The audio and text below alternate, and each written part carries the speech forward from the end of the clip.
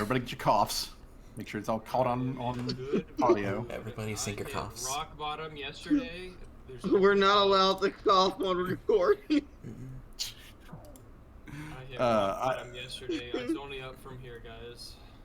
Well, that's. I guess that's kind of. I mean, yeah. Not the rock bottoming part, but like kind of good. I feel a little better though. That's good. That's good. So. I am glad for that. Okay, so as I mentioned on Discord, this is going to essentially be like the epilogue or denouement of the whole arc of going over to Runoff, digging into Callie's past, and then doing something about it. We still have several loose ends, however, that are kind of floating up in the air. The biggest fish in the room is Rusi, and dealing with that. He only had a moment of lucidity in the last session, which was partially because I was like trying to like spread attention around, and also because like I caught myself lacking on the like, who the fuck is Rusi, and like the actual real guy as opposed to like the fake one. So I've written some stuff pertaining to that, and I've also written up some follow-ups to other things that have just been going on in Halfus. Some of these things are specifically happening here in Harham, where the party currently is at, and we'll get to those as the day goes on. But let me give a specific recap. So, last session, I almost fucking died. You did almost fucking die as a agent of chaos, a protean, which is the diametrically opposite creature to an Aeon, which is what a Conrasu is. Quick little terminology for Pathfinder, if you are unaware. Aeon means a lawful outsider. It is made out of lawfulness. Then you have the Proteans, which are chaotic. It is made out of chaoticness. And they are like opposite to each other in the same way that like angels and devils are, opposing forces. Neither side gives much of a shit, by the way, about good or evil. Like, as far as they're concerned, that's fucking distracting, like, this little BS. What's important is fucking order or fucking disorder. Like, depending on which side you're on. Yeah. Those are the things that are important, and the other one is the true enemy. It's the only thing you really need to fucking pay attention to. But either way, the party had to go about dealing with the logistics of moving the sarcophagus, which was at the time containing a still suspendedly animated Rusi in it. They had to get that back to Runoff, and then when they got to Runoff, there was a noticeable shift in the people there. Specifically, a lot of the Ezekedi were mentioning how they felt like they were waking up from being in a like literal fog, sort of thing. Their emotions and their other stuff had not been normal, and they only are just now kind of realizing that was not normal. And a lot of them had a real like, oh fuck, kind of like moment as like Callie rides back into town with like her heavily armed tank, her party, and like her missing, presumed to be the bad guy, brother in a frozen sarcophagus. And people were like, man, we treated her badly, and also she's got a big fucking gun. Good. You know that TikTok song that fucking everywhere, the whole like I am the righteous hand of God like clip. A lot of them were hearing that as Callie like rode into town. They're like, uh-oh. I keep thinking that's Sabaton. Is it Sabaton? I'm trying to remember if it was Sabaton. Well, regardless. I mean, funny thing, I literally only know it as like the TikTok meme that wouldn't die for a while. Oh damn! That'd make me sad if it is a Sabaton song, then, because then that's just another thing TikTok has ruined. TikTok. It's like millennials; they kill everything. Oh, poor man's. It's the band. Poor man's poison. Oh, Ah, well, I okay. don't care anymore. All right, not important then.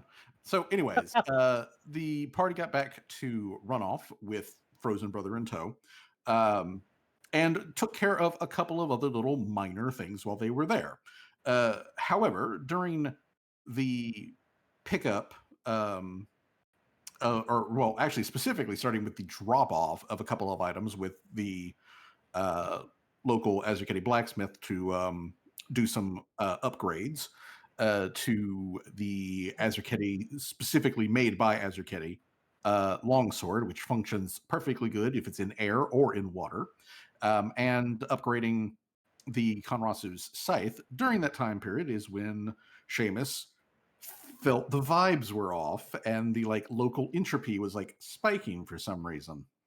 And that's when he met fucking Orko, or at least an Orko-looking motherfucker, anyways. As he was a small, floaty guy in a long, like robe coat thing with a big floppy hat, sort of like BS. And he left the somewhat cryptic message of asking whether or not the Konrasu was familiar with the phrase "the enemy of my enemy is my friend," which later on he proved that by showing off that he had brought along as additional muscle a creature which could be sort of described as like part big dog, like a Great Dane, and part bug, and also part like clock. And this thing had the ability to fuck with time. So much so that it turned off Seamus's Chronomancer ability. Now, Seamus, being a badass that he is anyways, just decides fuck that and rolls the natural 20 on his initiative anyways. You know. Oh, hey, jeez. Here. What is the dog doing? I swear to fucking God, if you spam this shit. I love you too, Jay. Well, Jay, it's very good to see you. I'm just getting started on recap and stuff. Specifically, in our last session, the party had a combat right outside the blacksmith's place in Runoff, as the Protean, who looked kind of like Orko from He-Man, showed up with his like clockwork bug dog thing. And Dog Thing had the ability to turn invisible, teleport, hurt you with just by looking at you by turning on wounds that you have already healed, and also could talk. And it specifically said that Tyndalos had taken notice of Seamus and his abuse of chronomancy, and so it hit Seamus with the like old wounds kind of like thing, and when Seamus was like, "Oh yeah, shit ass fireball," that's when the Protean showed up and was like, "Oh yeah," catches the fireball and then just drops it right back point blank on the party, which blew Seamus to the fucking ground, as well as wounded several other party members. Thankfully, though, Seamus was able to be resuscitated and did not die, although it After came rolling really a fucking 1. close as he rolls a 1 on his stabilization check, which is the critical fail, and therefore moves him from dying 1 to dying 3. And everybody dies, by the way, like you are permanently dead at dying 4. So Seamus was like right there, quite literally at death's door, to the point where the god mind, like the deity of the like aeons, basically rung him up directly and was like, "Hey, stop fucking around. Don't make us send in the backup." And Seamus was like, "I gotcha." And Seamus got back up. Fucking hate my boss, man. While, however, Seamus was down, the dog thing told the Protean, like, "Hey, my like job here was just to take that fucker down, and he's down, so see ya." And like he just bailed on the Protean, which left the Protean to get its ass handed to it by the rest of the party once everyone was able to close in on the thing. It still managed to like whoop some ass though. Either way though, the party comes out with their upgraded equipment, the other things that they took care when they were in runoff, and then they purchased passage on a ship headed north back to Harham, and it took 9 days due to some minor in order to get back there. Once back in Harham, there was some more shopping and whatnot to be done. Specifically, like June and Torque hit up the open air market and did a little bit of shopping there before heading back over to the Cat's Eye to get rooms, because everyone needs a little bit of rest before they get out on the road to head back to the camp. Then specifically, the sarcophagus got investigated, and it was figured out how to manipulate the thing, which allowed Rusi to be taken out and revived without going into system shock. So he's alive. Like I said, though, he only had a couple of seconds of lucidity, at which point he like croaked at Callie, like, why do you look like a poor imitation of my mom? And then like passed out. And and one thing that we do need to determine, Syrup, is specifically while Rusi is resting as we go into the later evening and the night here, being a emaciated, not doing so great, honestly, Azuketti, how are you keeping him moist? That is a good question. I don't know if he could fit him in Mr. Servos. Oh yeah, he could fit in Mr. Servos. He could fit in the water-filled cockpit, but it would be just him in there. Callie would have to ride on like the saddle on top in order to like move around. Or of course, walk next to Mr. Servos. Probably that. That's probably how we're keeping him hydrated. I'll figure out the hydration part later. Okay, so Rusi is, at the start of this session, currently unconscious and in Mr. Servos. I'm going to say that Mr. Servos is currently preoccupied with monitoring Rusi so that he can alert Callie should anything happen. Yep, that'd be good. Okay, so then, is it fair to say for the rest of the party that you go about getting rooms and whatnot at the Cat's Eye to rest for the evening? Yeah, I'd say so. After the day we've all had, definitely. Okay. All right then. So, everybody gets boarded at the Cat's Eye. The owners of the Cat's Eye, Miss Kitty and the Orcman Fridge. Miss Kitty, on the nose it is actually a cat hug, by the way. But like, they are legitimately, happy to see you guys. The Cat's Eye, business-wise, has been doing pretty good. And the gang of kobolds, which is led by the kobold Gacthus, they have converted the back of the garage into their new, kobold nest. And in return, they have been handling a lot of repairs in the building. So the building actually looks in very good condition. Not that it was super bad when you guys were here, but that was one of the things that they were having y'all do to, help pay for your stay. Last time was to work on little, fix-ups for the buildings. Well, now they've got an entire crew of kobolds, which are handling that instead. It's also pretty clear that at least 2 of the other kobolds have learned common enough to be passable, with basic conversation kind of stuff. Gacthus is still the most well-spoken in common. The rest of them are still mostly chattering on in Draconic. June, But other than all of that, the party is able to retire for the evening and just sort of like recoup and talk about what you want to do before we switch on to the next thing.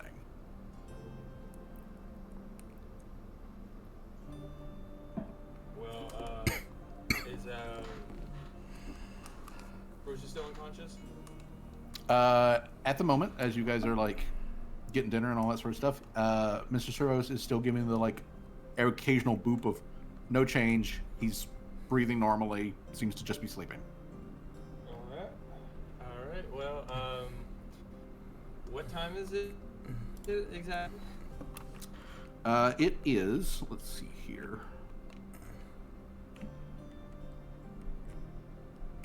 (9 p.m.) Is the rhino guy out in the back alley? He doesn't come by until midnight. Oh, alright. I get back, first thing I do is commit crime. I mean, you can commit crime. You just have to wait until the crime guy shows up to give you the crime quest. I'm gonna go speak to Gactus actually first before I go speak to the crime rhino. Okay. Gactus can be found in the later part of the evening, back in the garage area.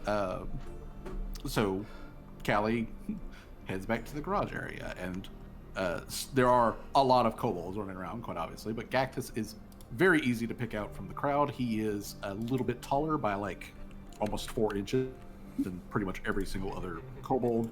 He's actually like dressed capably enough, like he's basically wearing like actual armor, and he has like equipment and stuff like that. But when Callie shows up, one of the kobolds, chirps out the alert to all the rest of them, and Gactus, who was in the middle of like conversation with one of the other like kobold adults, which by the way, they're now kobold like babies mixed in with the batch. The couple of eggs that they brought with them have hatched. Babies. So there are a couple of kobolds who are specifically caring for like infants, and there's also several like young kobolds who are already there when y'all left, but they're now like closer to adults, even though you guys have only been gone for the better part of a month. But Gactus, though, he turns and looks over at Callie, and he's like, I know you. What can I do for you? Oh, not much. I was just seeing how the kobolds were doing, Gactus. You seem to be doing a lot better. A whole lot better now. Yes, we are doing very good. This opportunity, which was given to us by your companions, specifically Miss June, and of course, Fridge and the rest. And I've got somebody knocking at my door. Hold on, I will be right back. Pizza here. I wish it was pizza, but it's not. Hey, it's me, Goku. Oh, it's me, Goku. Oh my god. It would be, wouldn't it? Hey, it's me, Goku.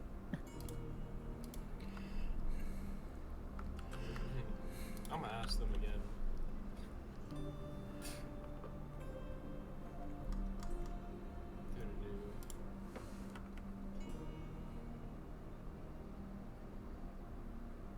Holy, damn, this song is 38 minutes long.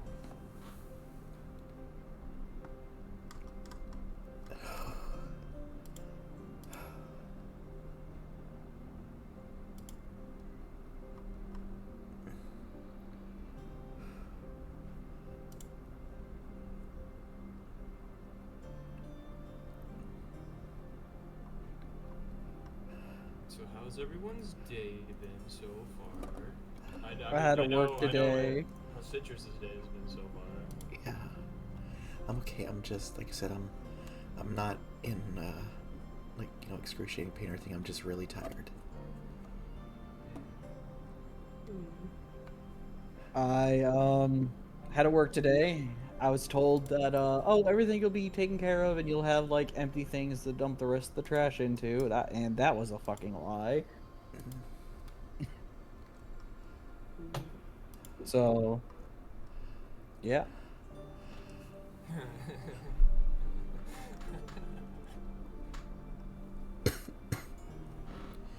I Just I really don't know if I'm gonna like I really feel like I should lay down, guys. And would it be okay if I just like stepped away for like a little bit and just lay down, like leave the stream running and stuff?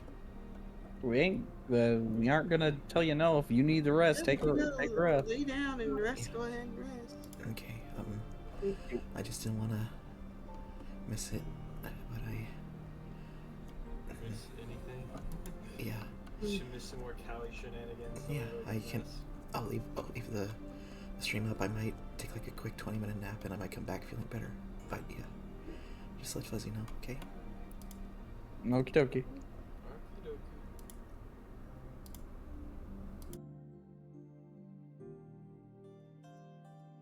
When do we learn 10th level spells? Everyone said I'd have to put my think it's, like, life on after hold 20, for my isn't it? teaching degree.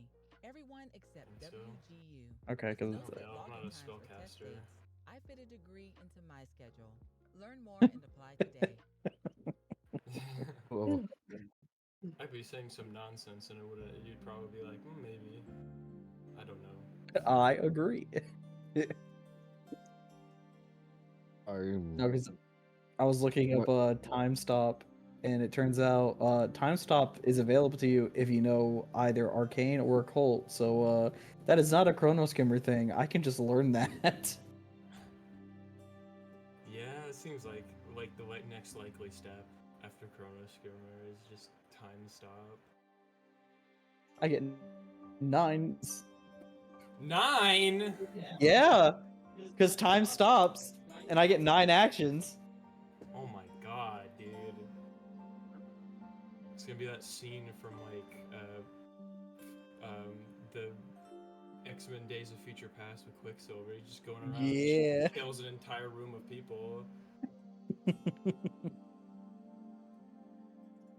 I've been tired this whole day. Sound I'm sorry, tired. Jay. I'm like, and I'm not even gonna lie. Yesterday kind of fucked me up a little mentally a bit. Not gonna lie. What happened yesterday? I'm like, that's why I left early. Oh, just a lot. Yeah, there was a lot of shit going on yesterday. I was like, I couldn't handle it mentally, so I just had to leave. Understandable. Because Jesus fucking Christ, I wanted to scream at all of Gotta y'all. let it out. Oh, damn, what did I do?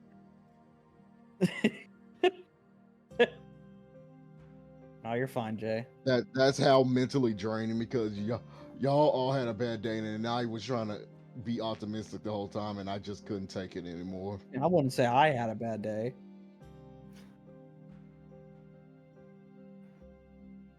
Man, Gabe Newell lost a lot of weight. Holy shit.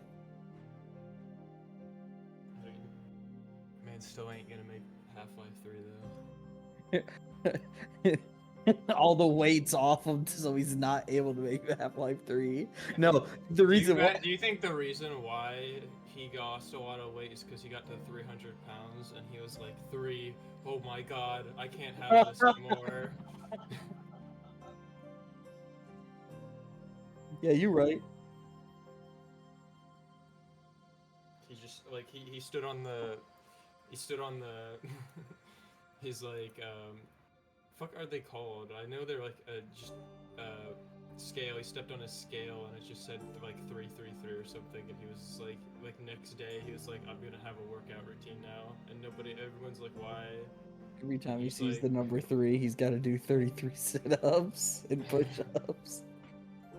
I am back. Citrus is going to lay down for a bit. The whatever Citrus has, it has hands. I could hear it. Yeah. Okay. Well, that's fine. The knock on my door ended up being my mother. She was letting me know that we can't meet up tomorrow around noon because she's got something that has come up. Apparently, she was invited to a thing with the local college alumni, and it happens tomorrow around noon. So instead, I'll be going over there Monday, and also when I do come over, she's got a couple of new shelving units for me to bring back over here and then actually like put stuff on shelves, and I'm honestly looking forward to that. I find it funny that you said your mom came to visit you to tell you we can't visit we can't visit tomorrow. Woman, you just visited me today. Yeah, well, the whole like get together and do something like for Mother's Day on Mother's Day, because I had already talked to her earlier about showing up over there around noonish, because I have to go in for the evening shift to work, and it's like literally right down the road from my mom's house, so I could just show up and like hang out with her for a little while and then go to work. But yeah, apparently she was at the ball game at the college, and she got invited to like a alumni like celebration because somebody's like retiring or whatever. Oh, okay. Yeah. So either way, to get back to things, Gacthus was doing his gravelly thing at Cali to let her know how the kobolds have been doing. And Gacthus is quite, like pleased to point out to Cali the various modifications that the kobolds have made to the garage area. There is still there's still basically like the front area, which is broken into stalls, and on one wall there's a lot of fresh hay on the floor, and then there's like another wall that's just got shelving for like stuff that's tools and other materials and whatnot for the cat's eye in general. But there's basically a back area of the garage, like a separate room essentially, that was just storage, but it has now been cleaned out and reorganized and turned into what looks like a Fallout 4 bandit encampment in miniature, with a whole bunch of, like little tiny dragon people crawling all around in it and just having a good old yak time. They have even, whether this is with permission or not, they have even set up a little tiny fire pit where they've got like some meat on a spit that they are roasting up. But yeah, he shows Callie all of that sort of stuff. There currently aren't any like animals that are stabled back here, so it's very clean. The kobolds have been like picking it all up and have been like keeping the place like in very good condition. It is legitimately better looking in here now than it was the last time that Callie was here. Well, that is good. That is good. Now, about that offer. The 5-year plan thing. Yes, the 5-year plan. I actually have set up a workshop, and we are planning on actually building a small town and settlement around that workshop. Should you guys run out of room in this little back area, you could come over to there and maybe set up shop and build houses and whatnot. That would be probably pretty good. How far is this workshop? Callie tells him how far away it is. How far away is it again? It's like 2 days out, right? It's closer to like a day and a half. Yeah. A day and a half. Gactus, considers this, and he thinks that would be a doable thing. He specifically points at like, some of the newborn kobolds, and he, points out that like they will be like mobile in less than a month. So he expects there to be like a fresh clutch of eggs to like start showing up sometime in the next like 3 to 4 months. So they are definitely going to run out of pretty quickly if they don't otherwise expand. And according to Gactus, Fridge and Miss Kitty, while they are very okay with them doing what they've been doing with the garage area and all the helping out that they've done at the Cat's Eye, which they are reimbursing the kobolds quite well. Gactus actually makes a pretty good thing of the hoard that he has collected of like coins and tools and stuff that have been given to him as recompense for the kobolds maintenance jobs that they've been doing. And he's very proud of that. But they have also been told that when, like more kobolds start showing up through, natural processes, their expansion areas are pretty limited. He says that Fridge has suggested that they reinforce the garage and then like build like a second story on top of it. But and as much as like Gactus thinks that would probably be ultimately a good idea, they're eventually going to need a considerable amount more room, and they've gotten pretty good at doing like handyman jobs. Yeah. Okay. Callie So- brings up that like the fact that you guys are really good at handyman jobs would be very handy around the settlement. You guys could build all the houses, and some of the and even some of the smarter ones could help me in the workshop building stuff. It doesn't specify the stuff part, but Unspecified stuff. Yeah, Gactus is like, that would be probably a good long-term plan for the for us. It is, I think, doable. I will talk with the other adults, and we will come to a decision. Although, so long as at least one of them agrees with me, I think that is what we will be doing. yes, plenty of space, plenty of resources for you guys to expand. Yes, And plenty of opportunities. that both of those things are good. However, Miss Callie, I have a important question to ask. Part of the reason we were in our situation to begin with was because a lot of people here in Harham and in the Empire in general sometimes do not see us as people. They think of us more like pests, rats, and things.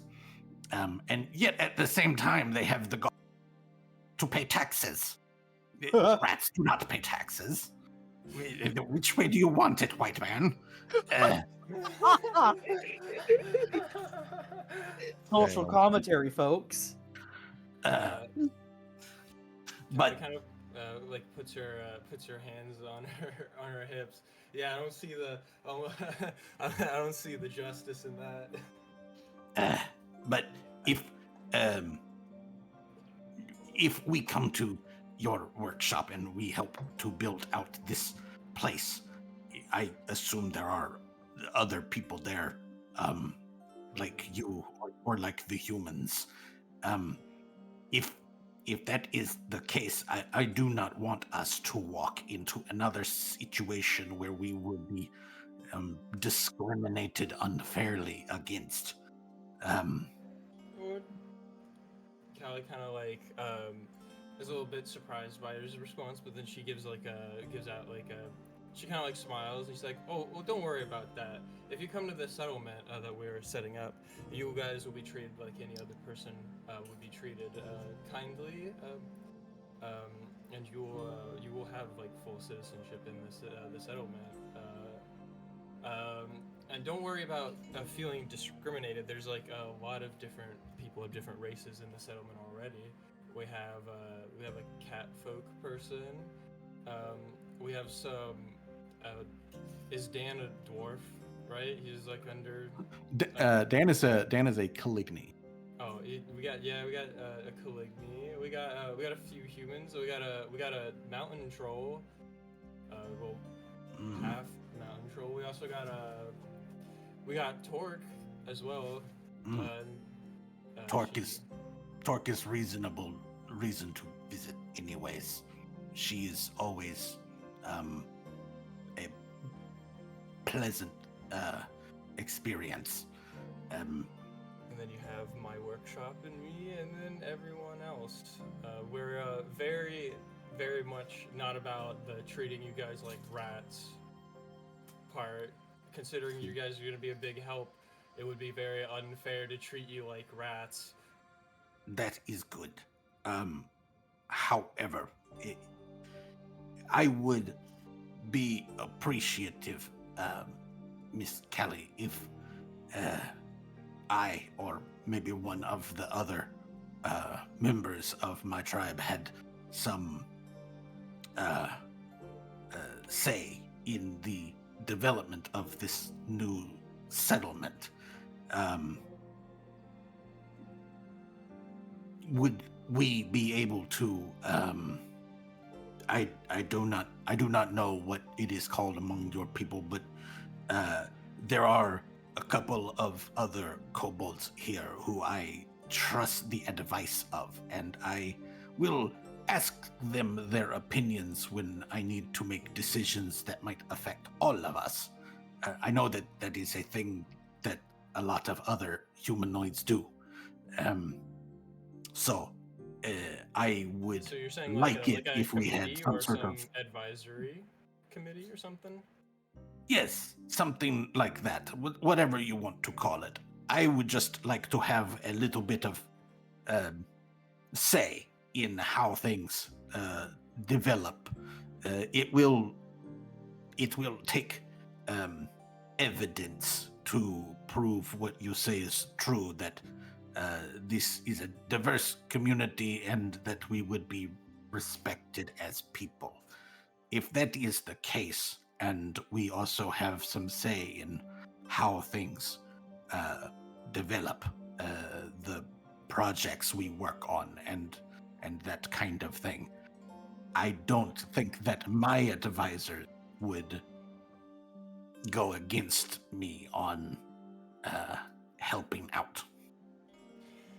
Callie kind of like looks at him. He's like, "Oh, well, I don't see why not. It'd be very helpful to have the committee and your advisement as well to help. That would be just very helpful generally with the development of the state anyway. So I don't see why that would be a big deal. That is good. I will." And you see him like give like a big toothy draconic smile. He's like, "I will take that under advisement and let my advisors know. In the morning when the sun is up, I will contact you and let you know what our final decision is." Alrighty. And she gives the thumbs up and a really toothy grin. He gives you a kobold like double thumbs up, like yeah, kind of thing, and then you see him like whip around and immediately start chapping in very like rapid draconic at the other kobolds, and you know, like a couple of them start like chirping back and forth, and essentially it breaks out into a tribe conversation as Gactus is like letting them all know what Callie just informed him. Sweet. So, other than that, while Callie is taking care of this, and people are about to bed down, is there any other things that the rest of the party wants to do before we hit actual nightfall? That's 12, right?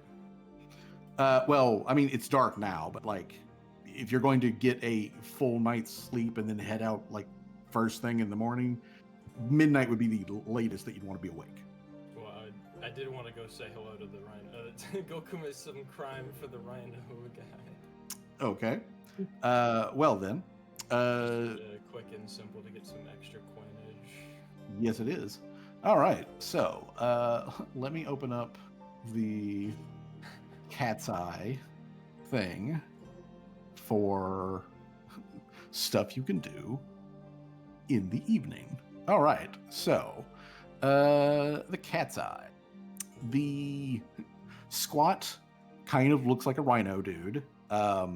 He's built like he's built like a dwarf, like physically speaking. Like he is as wide as Callie is. But he is shorter than Callie by like almost a foot. But either way, he waddles out there right around midnight, and he comes over to the back porch, and he sees Callie there. He gives her like a nod, and his horn, which that comes like out of the middle of his face, is it's made out of crystals, and it glows a like light sort of amethyst color as he opens up a satchel, and he pulls out like a little like ripped piece of paper, like small piece of parchment that's been like just ripped a corner off of, and looks at it, and then he looks up at Callie, and then he horribly butchers your name, but he says he's glad to see you again, and would you like to do some business? Yes, I would like to do some business, but please, my name is Callie Fino. All right, get the name right. Yeah, please. He specifically has like he literally has physical trouble pronouncing the like hard K at the beginning of Callie's name. So like he's not doing that part very, but you can see he's kind of sort of trying. He has a couple of potential things that you could do. He has a no questions asked job of the like, here is a small package, take it to a location and drop it off there. Or alternatively, he does have some documents that he needs signed by people who aren't currently here. Can I do both? Can I take the package and sign the documents? You can do both. It will take 2 checks, but you can do those things. So as far as the falsifying documents part, let's see here. Let me bring up the exact actual rules that Pathfinder has. Falsifying documents. See, it's shit like this is one of the reasons why I love systems, that they have BS for this.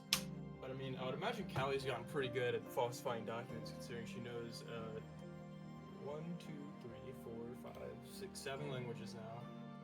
Yes. Okay. So forged documents, which is a specific action. Let's see here. Okay. So Callie will need to do a society check. Let me set RDC. There we go. All right, Callie, give me that society check. Excellent. Okay. That is a very successful check. You create convincing forgeries of the signatures.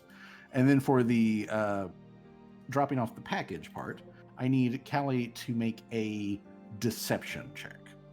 Alright. Deception. Ugh. That one's not great. Let me... Let's see if there's a complication. Okay. As Callie is, casually makes her way over to like the area in the like this park area here that's off to the side of the cat's eye. He needs a small, roughly the size of a shoebox, package dropped off and then like, tucked underneath a bush, kind of like thing. And so Callie gets over there, and just as Callie's about to like drop the package down and like, kick it into the shrubbery, she does see a MP patrol pass by one of the alleyways. One of the MPs pauses momentarily and looks in Callie's direction, but then he the other guys keep going, and he looks back over to the other guys, and then he follows on. So there's a brief like moment where Callie's got eyes on her, but that's enough, however, to still pass. Okay. Okay. All right. So Callie drops that off.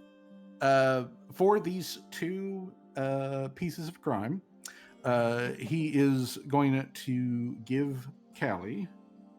Let's see here. So Callie's basically earning an income through crime here. So Callie earned income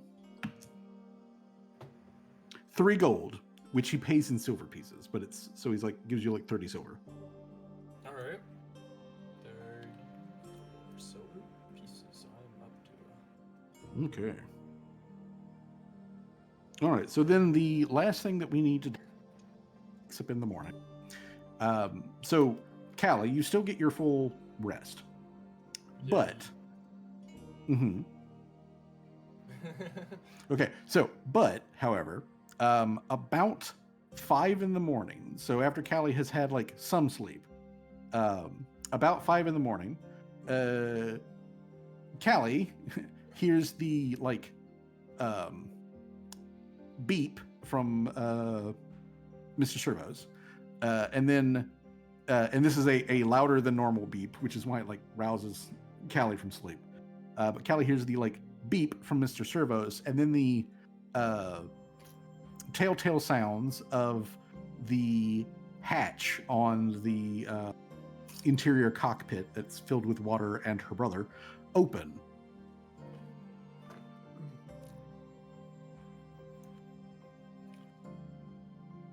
Is it like a forceful open or just like like somebody has like turned the crank and popped the seal and everything from the inside? I'm gonna go investigate. Okay. So, Callie, when you get over to Mr. Servos, you see that Mr. Servos is currently like doing the like little blinky light on him that says like there's a problem, and the hatch is open. There is a splash of water that's still soaking into the floor, and then there's webbed-toed footprints that walk away from Mr. Servos and over into like a back corner area of the like main room where he is otherwise like chillaxing. And Callie can see the hunched, shriveled form of Rusi with his brand new cybernetic robo arm that got stolen out of the junk pile, where he is he has a fork and he is currently like trying to shove it into the arm very non-delicately. He clearly has no idea what he's doing, speaking of like mechanics or anything like that, but he's trying to like fuck with the arm, and he's just sort of like jabbing at it. Callie like looks at. I wouldn't do that if like shouts out like I wouldn't do that if I were you. He freezes, and he looks back over in your direction, and then you see like his grip on the fork like switch from like poking at his arm to like try to find like a place where he can pry at to like flip it around in his fingers like he's got a fucking but he flips it around and you see him get into combat stance as he's staring down Callie, and he says in the Azerketi accent of Aquan, you hear him say pretty low down, kind of like a whisper, he says, you're not gonna fool me this time. You're not my mom. You don't know where we are. This is all just an illusion. You're in my mind. Callie responds back in Aquan. No, I'm real. Hold on a second. I can prove that I am not fake. Or a figment, or a shapeshifter or whatever. And then she like calls over Mr. Servos. Beep beep. She pulls out the dissected shapeshifter head, and she kind of like holds it out so we can see it.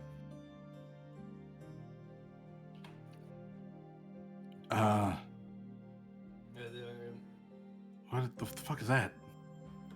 It's a shapeshifter that I killed. In case you didn't. What? Cal kind of like is a bit confused. Like, what is the last thing that you remember?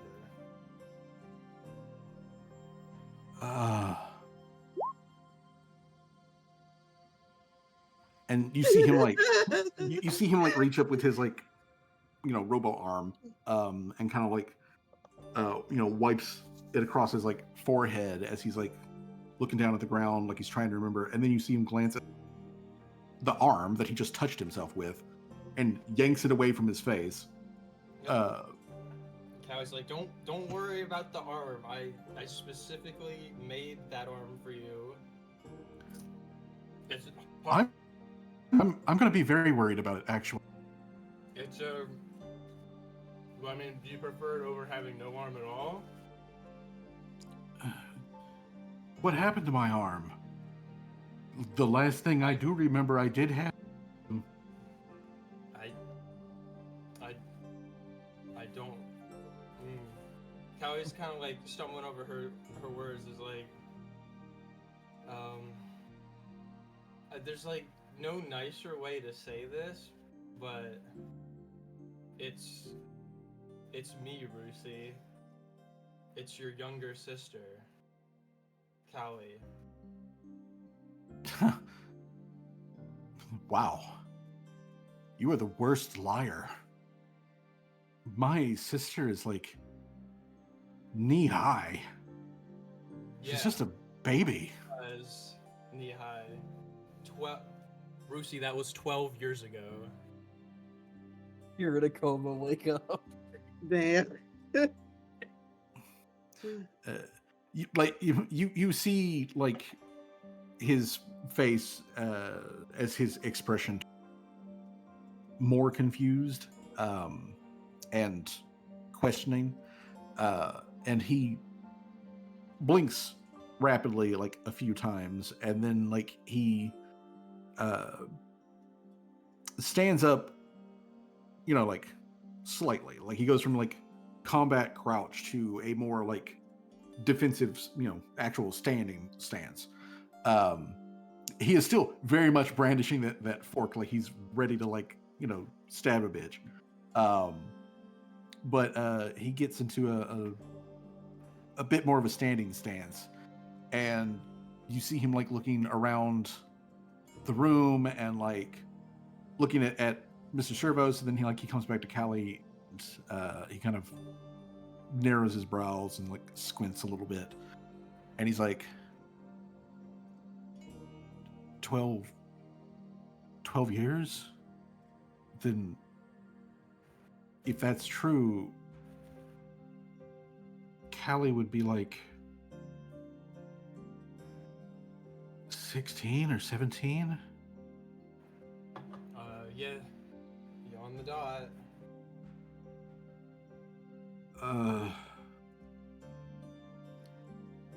God, this is some really fucking deep bullshit. If you're just stringing me along, this is really complicated.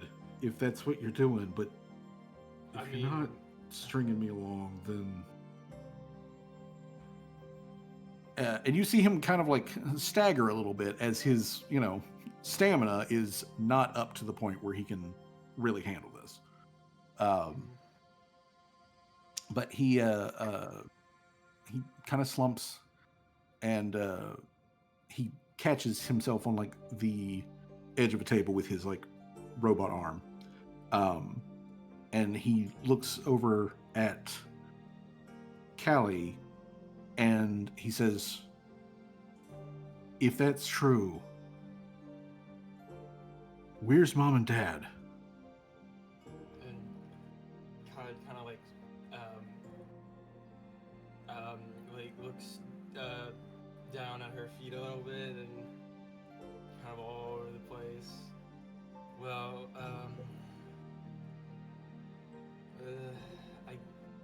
I guess there's no easier way of saying this, but they've been dead.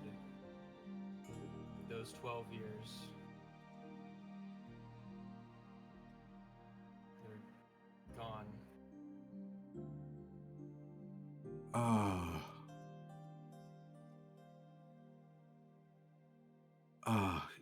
Wow. Oh, okay. Look, I'm really tired. I don't know what's going on. I don't know if you're actually my little sister or if that thing is just fucking with my mind again. But Thing.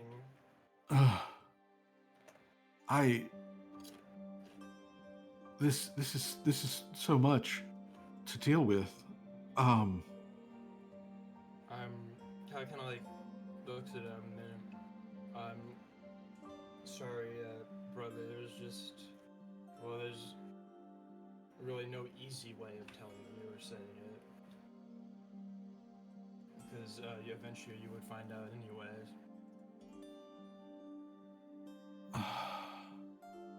And she also is like, is there anything I can do that would make you more believe the story I'm telling, believe that I am your sister?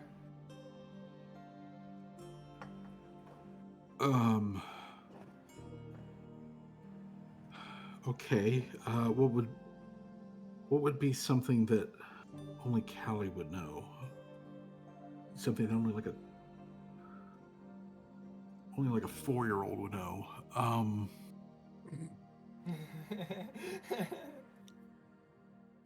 And you see him like think for a minute, and then like he gets like a look on his face, and he looks at Callie, and Callie, I want you to make a perception check.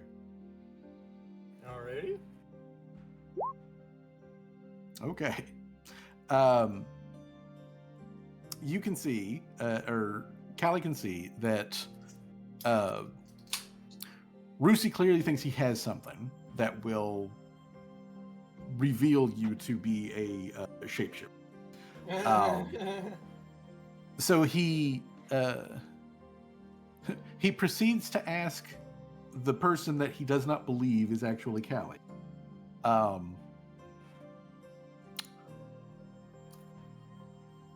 What did our father say about the Bleak Reef?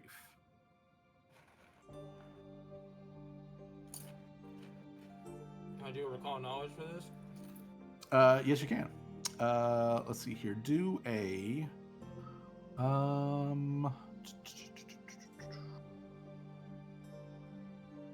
you know what? You could either do either a engineering lore check, or alternatively, and I'm going to give you your choice here. You can either do the engineering lore, or you could do a society check. One or the other. Oh yeah, well then I'm gonna do society then, because that's the higher check. Okay then. All right. With your society check, obviously, as a 4-year-old, you would have had very little knowledge of your dad saying anything about the Bleak Reef.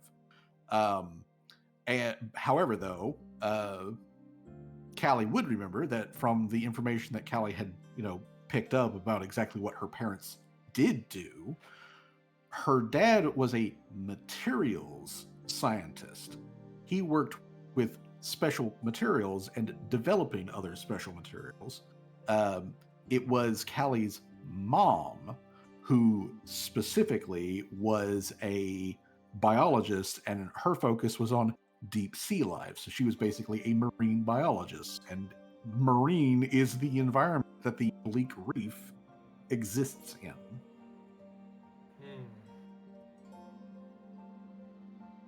said something specific about the bleak reef. Yeah. What did Callie's dad say about the bleak reef? I'd imagine not great things, honestly. Yeah, probably not great things. If that, and that is, of course, if he said anything about it at all. But you can see very much that Rusi is attempting to catch you in a lie. That is what he's attempting to do here. He's fed you a lead. He's waiting to see what you do with it. He's trying to catch me in a lie. Well, Callie kind of just like prodding at her like memory is like, did Dad say anything about the bleak reef? And she's just like standing there, just like rubbing in the head of Dr. Tremors, just like, I'm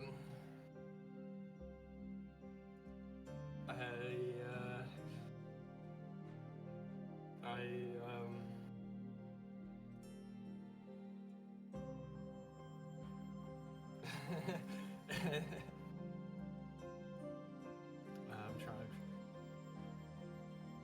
Well, give it some thought for a moment. I'm gonna take a 1 minute break, hit the back, but I'll be right back. So give it some thought. Alright. I'll go take a piss. It's like Xbox maintenance. Honestly, I think the best answer here is just say I don't fucking know. I don't know it. Well, I feel like I think you the lie. could just say I don't remember. I was like, I think because I think the lie he's trying to catch me in is he's probably expecting me to say something. He's probably expecting me to say like, oh yeah, my dad, whatever our dad was working on was probably like built to destroy the bleak reef or whatever. But I think like the answer that would probably be the most appropriate is just I don't think he said anything to me at all about the bleak reef or whatever. you say that. You just say, I don't remember my dad saying anything about it. I think that's the lie. 'Cause I think That's the lie. I mean, yeah. I think the lie is he's trying to see it because, like, I don't think, because like it did seem like it was a secret operation. I don't think 4-year-old Callie's gonna know at all. It was a highly secretive organization. Most regular Azaketi wouldn't know anything. Yeah, she definitely wouldn't know then.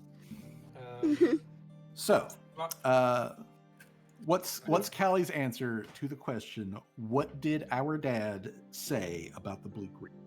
Well, I'm gonna say, I was gonna be like, I don't think he said anything. Not anything I would remember. Me, 4-year-old me, about the bleak reef. Okay, so, Callie, if you would please, make a performance check. This is a very low DC. Well, it's over. Damn. My performance is 1. Yeah. Okay, well, that's good enough. I literally said this DC. Okay, Good. so, Callie just, flat out tells him, like, I was a 4-year-old. I wouldn't have remembered anything if he did so. And this actually does seem to be enough to, like, pass Rusi's very low bar test of, trying to catch Callie in a lie. So, like, you see some of the tension, like, bleed out of his stance and everything. And he sags some more. And then, like, he basically just, like, squats down where he is with his robot hand still gripping, like, the table to keep him from, like, actually collapsing. But he lowers the fork. He doesn't let go of it, but does lower the fork. And then he looks over at Mr. Servos, and he just kind of, like, gestures vaguely in that direction with the fork. And he says, "What is that? That doesn't look like the thing that I was put in last time." Oh, I kind of like perks up as though, oh, don't worry about it. He's just, my companion. I made him. Over, brother, you've missed a lot.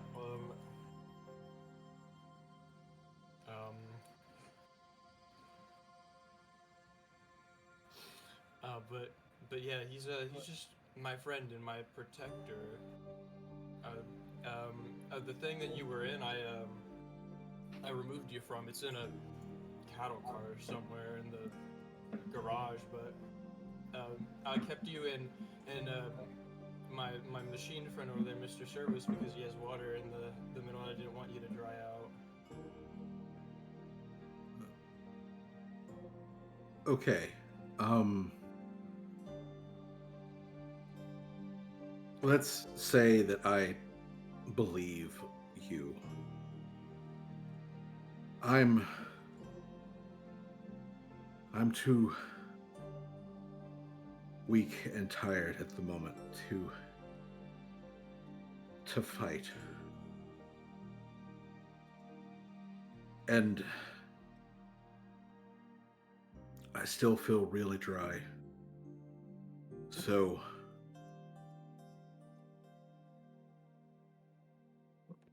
is it okay if I get back in the water? Yeah. Kai is like, just like, yeah, you can get back, but please don't force the hatch open next time. You could just tell him to open it if you need to get out. Okay, because when I wake up again, if I wake up again, I'm gonna need to piss like fuck. Especially if it has been 12 years. That scene from Austin Powers. And then you see that he does legitimately, but he forces himself to stand as tall as he can, and he walks a couple of steps over to Mr. Servos, looks at Callie, turns the fork over in his hand, stabs it into the table, like prongs first, just slabs that into the table. And then he, sorry, didn't mean to bump the mic. Then he gets up and climbs back into Mr. Servos. And after he submerges himself in, he again speaks in Azerketi Aquan, which is perfectly capable of doing it while submerged. And he just says, quietly, that he hopes that he'll wake up again, and if you are his sister, which he still has doubts, but if you are his sister, he'd like to be able to see you in sunlight. So, Callie, you said he'd like to see me soon? Is that what he said? He'd like to see you in sunlight. Oh yeah. He's probably like confused because I'm probably wearing all the fucking helmet and the diving apparatus. Yeah. So all he can really see is just like a little bit of your face. Through the face. Yeah, through the glass. But he otherwise is going to go back to sleep and continue to rest as he is very weak. But after he's back in, hatch has been closed and resealed. Callie gets the affirmative beep boop from Mr. Servos that that everything is otherwise like back in condition, and Rusi is almost out cold almost instantaneously after after he finally lets himself succumb to the fatigue, and he's back inside of an.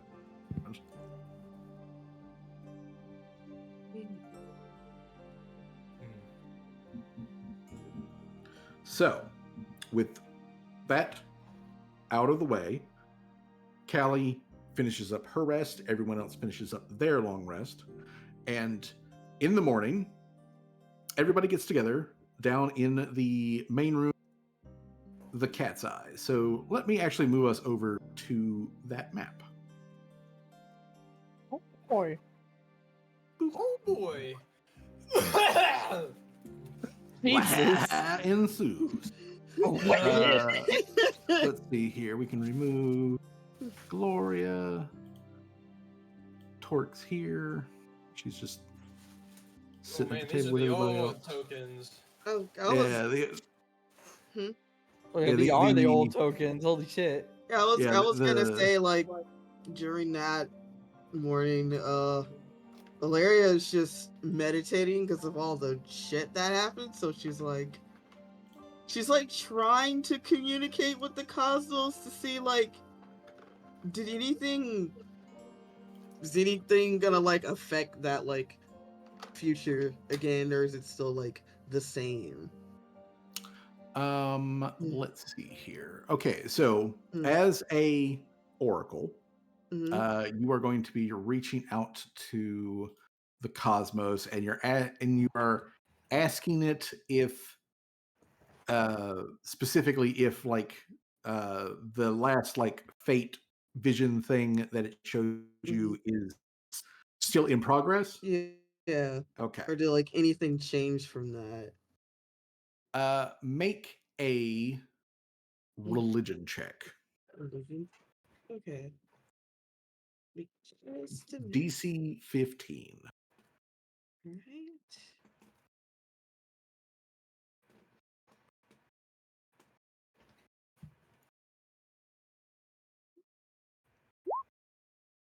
Oh, right on the money. Okay. Yeah. Excellent. Mm. So, Mm. right on the money.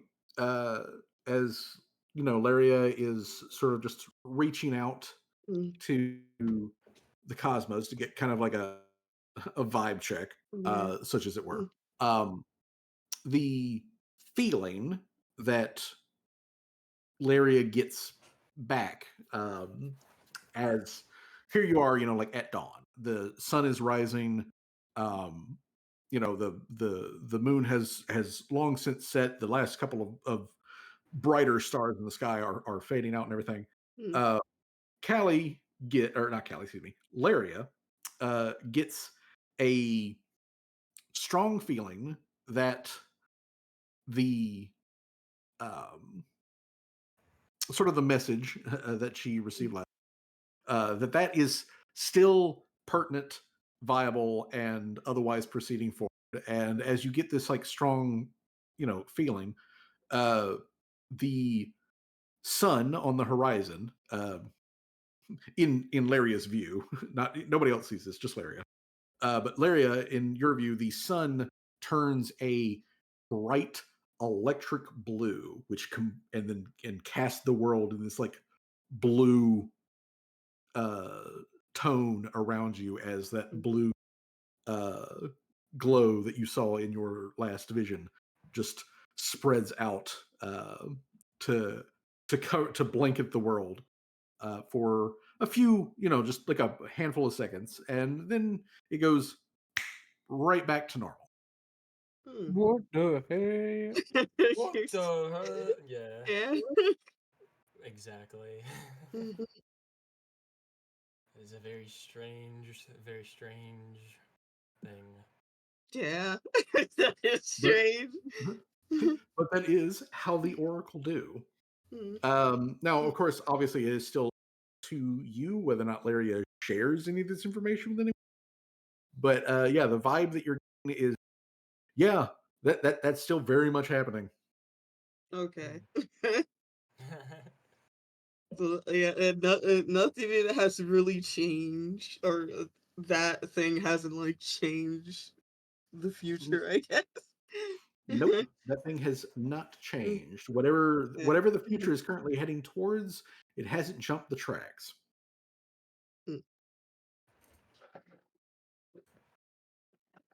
So, other than that, I will make a let me make a Tim check. Come here, Tim. A Tim check. Is he checking the weather? Yeah, because Tim can legitimately just check the weather. Okay, let's see here. I'm just looking up to see what skill it is he uses for this.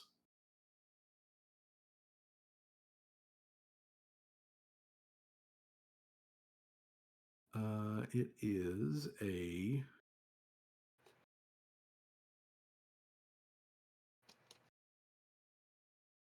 survival check. Okay.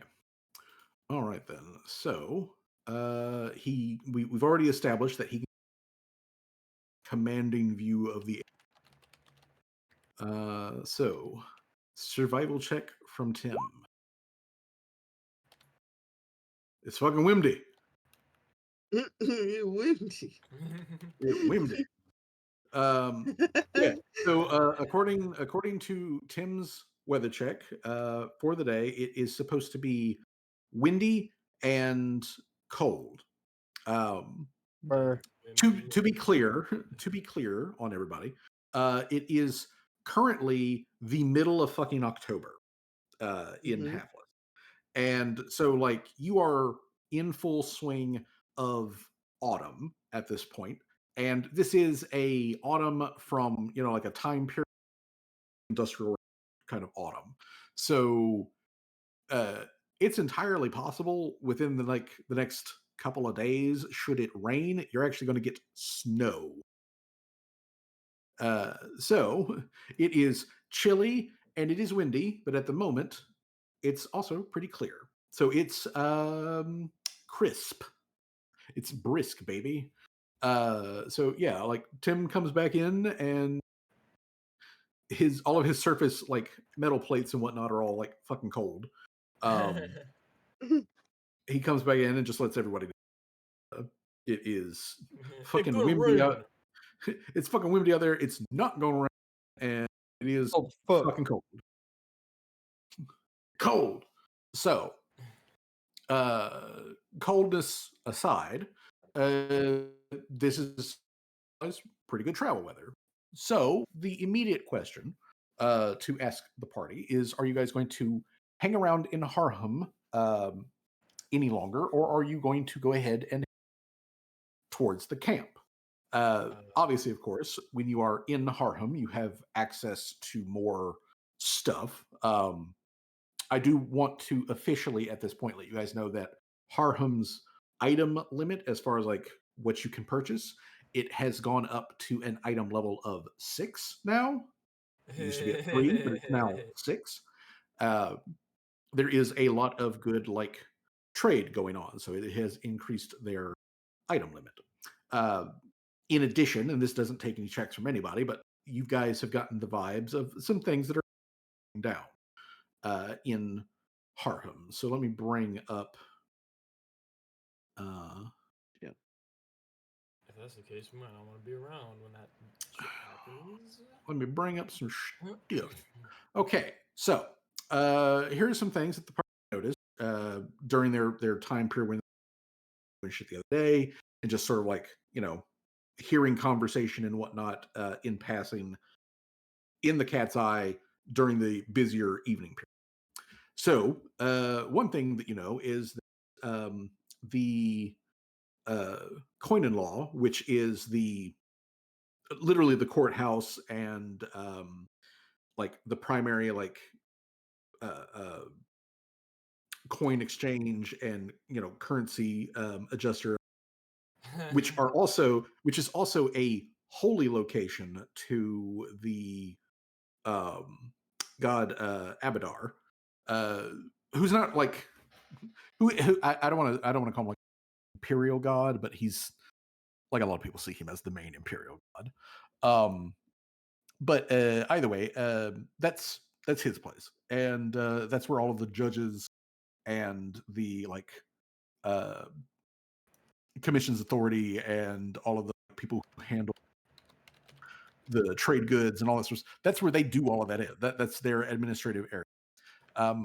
But it's also where the courts are, and the courts are currently in a just whirlwind of activity. Previously, when you guys had been here last time, there was a bit of like a deadlock going on, and some accusations were being like thrown around amongst the clergy. That has apparently cleared itself up, and there is now a big case that is going on, and the authorities there have already started to poke around for people who could, potentially serve on a jury. The reason this is like, talk of the town kind of thing is that the people who they are approaching to uh, work as jurors for this case is they are approaching merchants, particularly the like high end merchants. So like they are approaching the like 1% of the 1% of Harlem society to ask them to do. Well, ask is sort of a generous word. Multi-level marketers. Yeah, like they're like, hey, high level, we need 12 of you to show up to uh, prosecute one of your peers. There has been no official word on which peer specifically is under investigation or on trial here, but that's kind of the vibe. Is it's got to be somebody who's rich and is just like tied in with shit. They are somebody is going to trial for big crimes. So that's just kind of the vibe that's going on there. There's also been some talk about how one of the harbor customs masters, who would be one of those guys who like checks the manifest and all that sort of stuff, that the guy who used to watch over specifically one of the ports and handle a lot of the trade through there has up and disappeared. And while no one knows exactly gone off to, the current prevailing rumor is that he eloped with a Tengu pirate. Tengu pirate. A Tengu pirate. Uh, A bird lady. That sounds oh yeah, the bird the Yeah, bird bird giving the lady. glizzy. well, Yeah, no, the so bird's getting the glizzy. It's not the bird giving him the glizzy. It's the other way around. You know what? oh I mean. no, it was the bird giving him the glue. Glizzy. He know in fact what that beak do. Um Instead of getting so that guac, he got that squawk. yeah, Jimsif got that squawk, and it is in fact Jimsif who has disappeared. And the current going rumor is that Jimsif was last seen boarding a ship that was crewed almost entirely of Tengu, and who a lot of people apparently suspect to be a like secret pirate ship. So he's basically run off with like, according to the rumor mill, he's run off with his pirate bay to go hot pirate shit somewhere else. well, I Doing mean, hot fire shit. well, I mean, if he, yeah. Off doing hot pirate shit. But the reason that again this is kind of like notable is that you have a high level merchant who has not been named that is soon to be on trial. One of the customs masters for the docks has just fucking up and vanished. Possibly, eloping with the pirates. And while all of that is going on, there has been an high increase in the presence of MP patrols in the docks and in the what's the name of that other area of the city? In the area where the cat's eye is like basically like the edge of. There's been a very noticeable increase in MP patrols. There has also been a noticeable increase in gunships, Imperial Navy gunships pulling into dock. And these things are like loaded down with cannons. And while that in and of itself is noticeable, the thing that is kind of got people a little bit on edge is that in addition to that, there's also been a lot of troop transport ships that have shown up and that are just currently sitting just out of docks, like, over in the bay, Like, like half a mile out.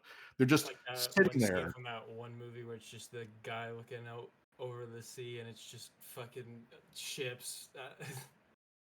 Oh yeah. Fucking movie it was.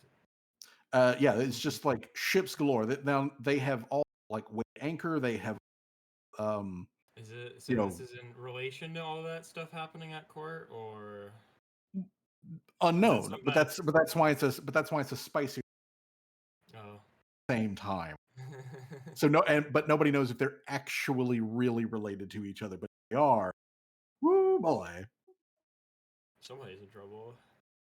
Somebody's in big trouble. But yeah, there's been, as I mentioned, there has been a noticeable increase in MP patrols.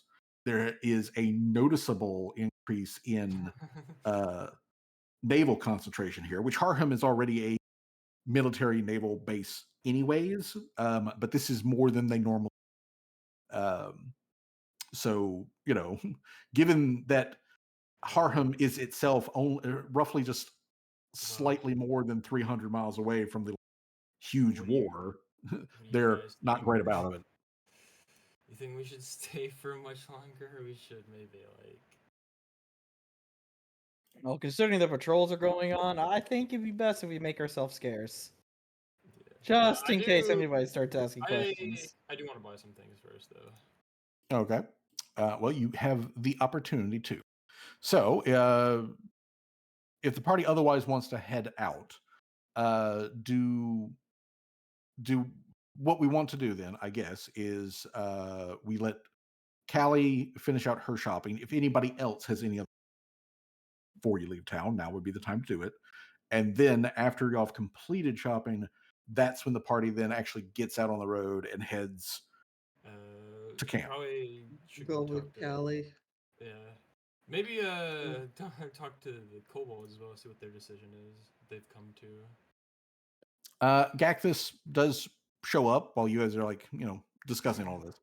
Gacthus shows up and he says that he advisors and he is ready to send out a contingent of the kobolds with you to get a feel for the area and just kind of like look around, and then depending on what they report back, he'll see about committing a full force to the endeavor. All right. Yeah, we'll just have the contingent come with us then, I guess. Okay.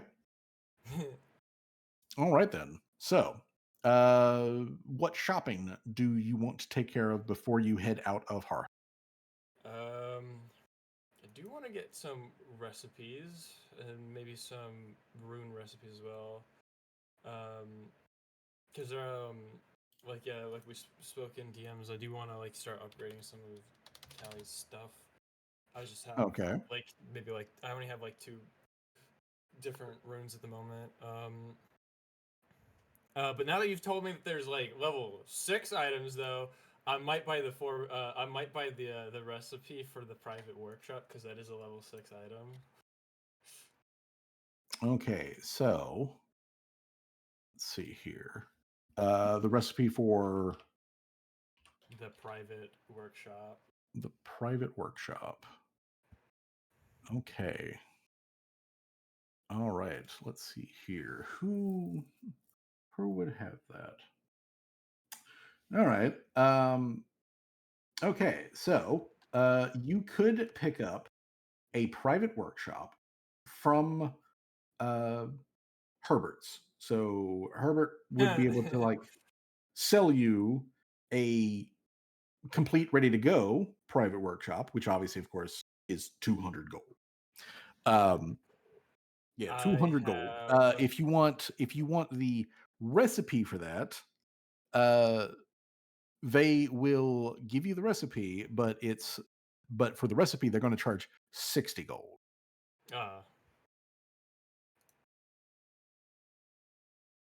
You know what? Yeah, I'll buy the recipe for that. But although, yeah. I'm turning these Okay.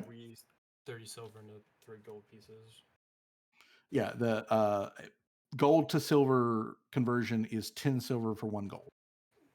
Yeah, 6-1. All right, And then so you 10 said copper for 1 silver. You said 60, right?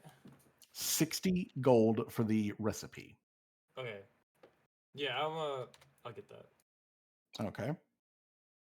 Right, so I have you are actually given done a very nice thing of organizing all of my crap in my formula book. Good. Nice.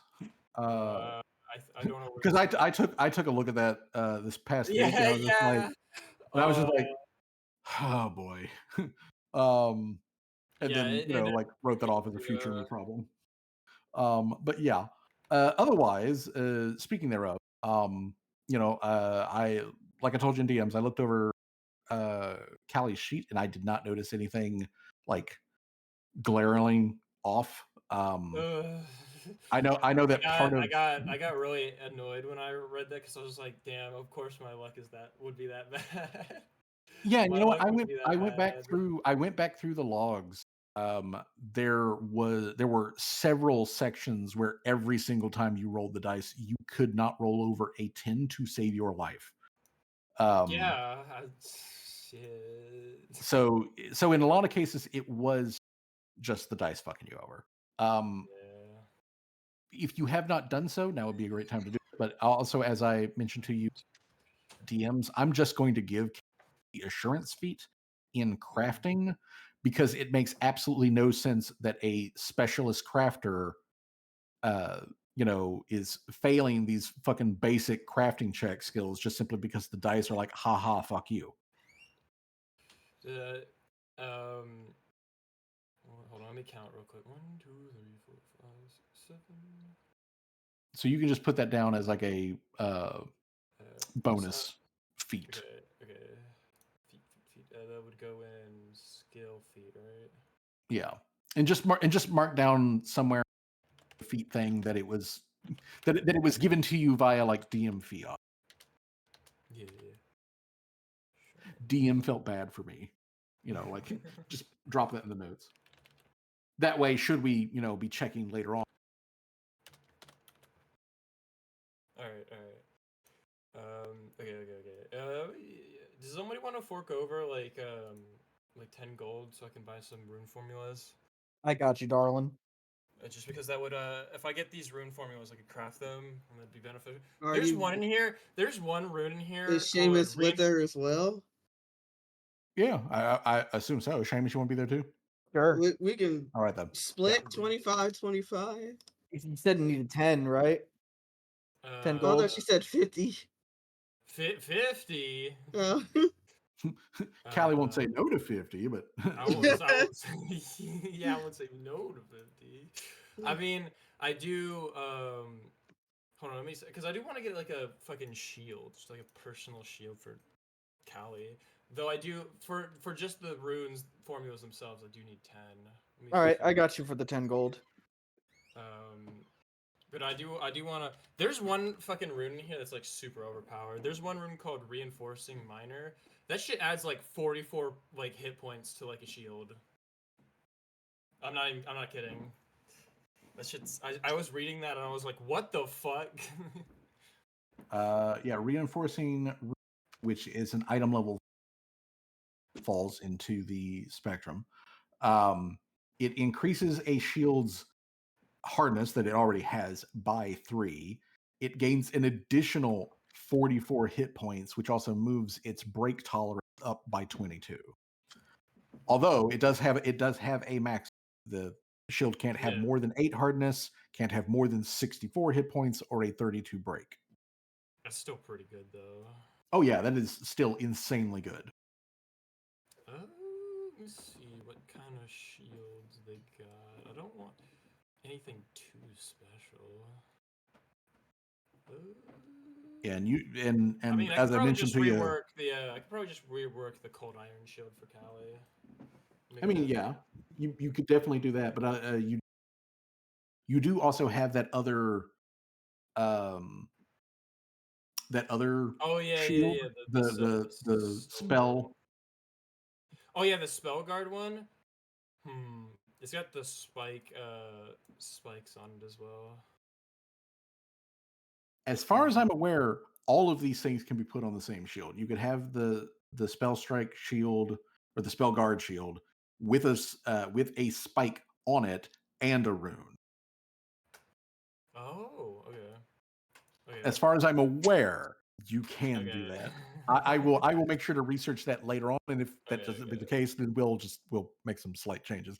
But at the moment, I'm going to say, yeah, sure, you can do all of those things together. All right. Well then, you forked over the 10 gold, right? All right. I'll buy the runes. I'll buy. Oh God, they're on.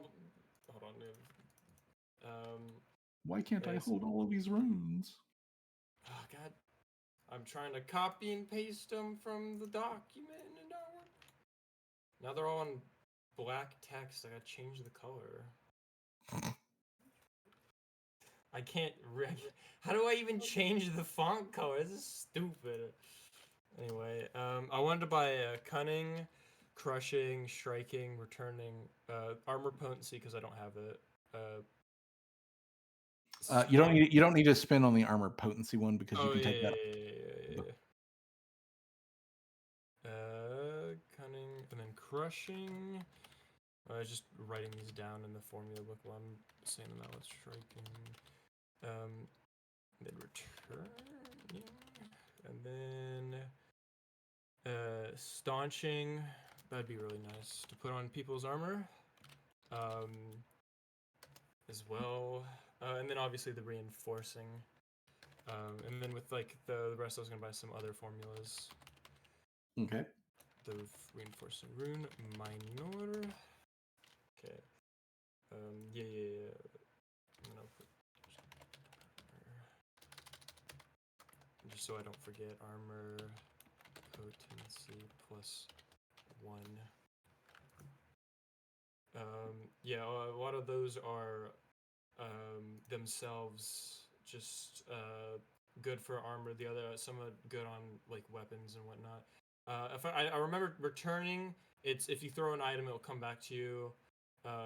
Cunning, if I remember correctly, if you spill blood of an enemy, you 1 use per day, you get to learn like the weakness of whoever's blood you spilled or whatever. It get like the knowledge of their weakness basically just gets beamed into your head basically. And then striking does more damage. Crushing I think does more damage as well. And then staunching I think like will literally like when you get wounded it will like close some wounds. Like so if you get wounded it will like remove a specific amount of the wounded trait. I think it will literally just like close so you're not bleeding out or whatever. And then I'm gonna buy the dread helm recipe. Okay. Hold on, let me put that all the way down there. And gear. You said the dread helm? Yeah, the dread helm recipe. Okay. That one's gonna be fun to mess around with. It's the dread helm. Callie updates her like reverse diving mask with the dread helm, and then it's just got like a little like shutter thing on the face plate that she can just like rotate, and it just like regular face, scary face, regular face, scary face.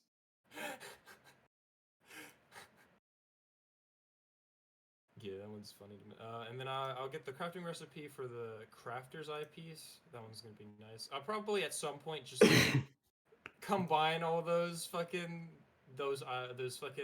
things into like one goddamn giant like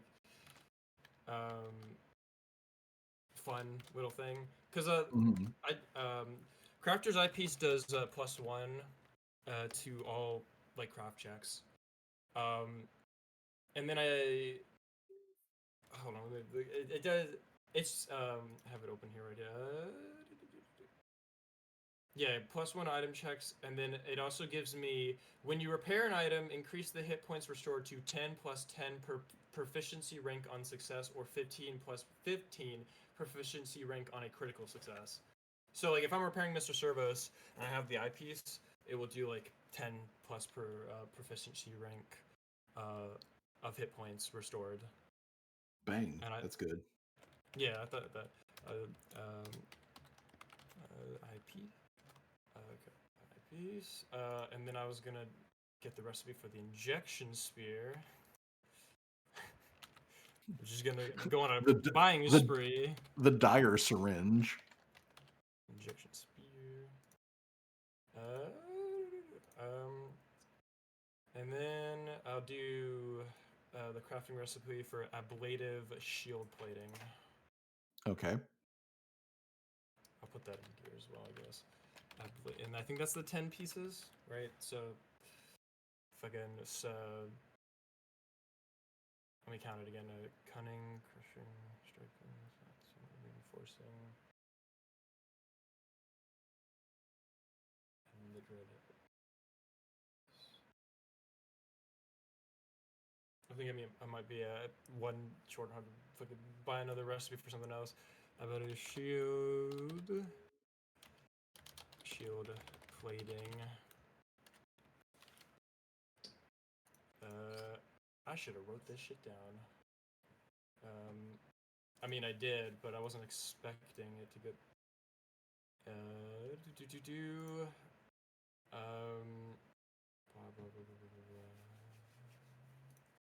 What else did I put on this fucking list of?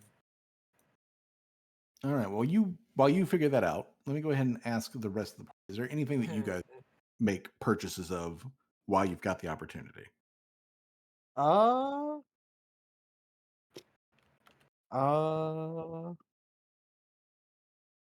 know, I think I'll buy some more health potions. I want to be stocked up just in case. Okay.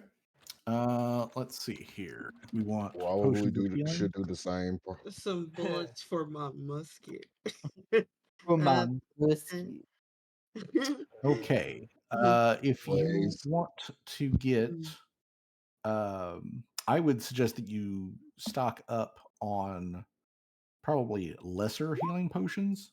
Okay. Lesser healing potions are 12 gold pieces a piece, and they restore 1d8 plus 5 hit points. Lesser healing potions. All right. What is the maximum amount that I can hold on to? You would, well, if you're going to have there's basically like a potion belt or like flask belt thing, which has a capacity. Let me check that real quick. I mean, I think 3 would be fine. So it's like you said it was 10. No, you said it was how many gold pieces? 12? Yeah, 12 gold pieces per. And you could have on yourself, so basically like, on you ready to like grab at a moment's notice kind of like thing. You can have 3 of those on you without any special like equipment or anything like that. But as far as just like shoving them in your backpack, as many as you've got the So I can hold on to with the lesser healing potion, like for worn items, it would be like at least 3, correct? Yeah, you can in your worn item category, you can have up to 3 of them. But if it's just going into your backpack, if it's going into your stored inventory, it's however many you want. Okay. They have a bulk of L, so if you do hit 10, it does become a bulk of 1. So be mindful of that. Okay. I'm gonna get 3 of them, so that'd be 36. While I'm here, I've upgraded my minor healing potion to a moderate now, so that shit does 3d8 plus 10 hit points. Yep. That's crazy. That is a hell of a. How much does an ammo box cost again? Let's see here. I probably should buy ammo as well while I'm at it. You said lesser healing potions deal 1d8 HP? The lesser is 2d8 plus 5. 2d8 plus 5. A box of 10 for ammunition is a single silver. All right. Double that if you want the different damage types, if you want the specialty kind. Oh, double that. Does that go into the bomb launcher? Well, you would need to Not the have bomb a. launcher. Sorry, the you know what I mean, the fucking dwarven scattergun. No, the scattering gun takes the regular ammo, but some Oh, guns yeah. have a thing that lets them use different kinds of ammo. All right, well then. But the regular, bargain box kind is What 10 rounds per one silver piece. All right, I'll buy 2 boxes of regular, and then what do they have for like special? The special ones is where you can change up, because normally you do bullets normally do piercing damage. If you want if you want dummy rounds, which do bludgeoning damage, then that's 2 silver pieces per 10, or 1 silver piece per 5. And if you want the flechette ammo that breaks apart and does slashing damage, then you're going to also do 1 silver for 5 or 2 silver for 10. All right, I'll do 2 silver for 1 box of 10 flechette bullets. Yeah, and they otherwise work exactly the same as your regular, except instead of piercing damage, they do slashing damage. Alrighty, I am. And it does require a gun that either specifically takes them or has the trait that allows for different types of ammunition. Which, off the top of my head, I don't remember exactly what that is, but I will look that up. Shit. All right. Well, if I ever do, all right. I am broke. You are. I am broke. But what kind does a musket take? Musket takes just regular ammo. All right, I'll take it regular because I am gonna need some. Okay. Then make sure to snag yourself a box of ammo. Like I said, it's 10 rounds for 1 silver piece. I know a lot of shit. Let's see here. Actually, so Seamus, Laria, and Callie, what are y'all's perception DCs? Mine is it's plus 10 with the circle, right? So it's 19. Mm-hmm. Yep, 10 plus whatever's in the circle. Mine is Okay, so 19. 18. Okay. Wait, what? Actually, yeah, Jamal. What is your the number that is in the circle for perception? What is that plus 10? What does that give you? My perception? So I guess Yes, I please. would take 30. Ooh, So that's yeah. 3 silver pieces. That is correct. Okay. And I will remove that into. Also, just Two. for paperwork purposes, everyone should be at full hit points at this point. And if you have not done so already, do add 1 to your available hero points. I will add 1 for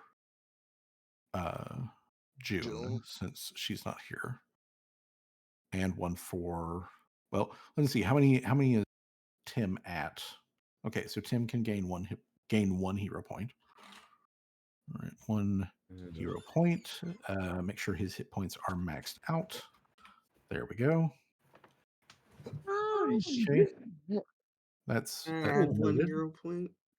Yep. What happened? What happened? Okay. If you have not already added a hero the session, go ahead and add an additional hero point. That is I am 3. max.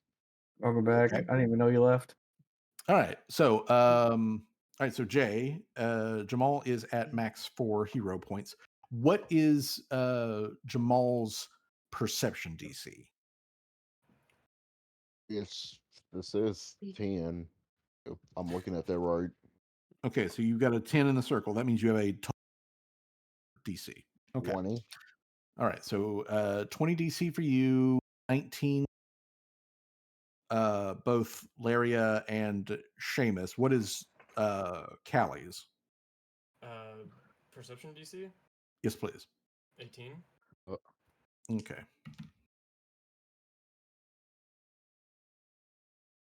Okay. Jamal's the only one that sees it. Damn. Damn. Wow. Well, the dog sense. I'm gonna tell you, or actually, what I'll do is I'll whisper it to you in the chat. So let's see here. Let me send this to Jamal.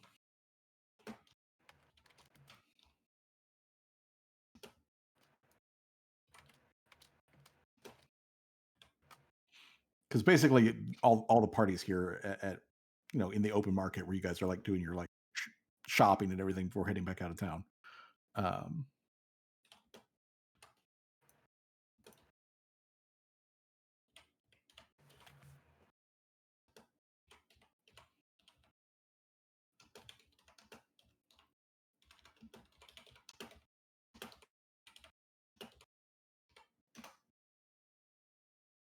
There you go. that is what Jamal see. Wait, what happened?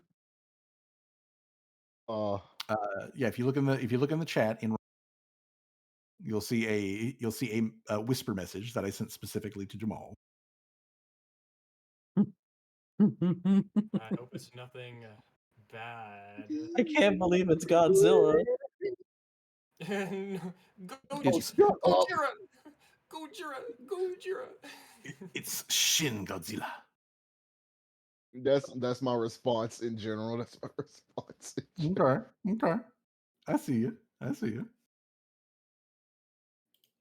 Okay, then. Okay.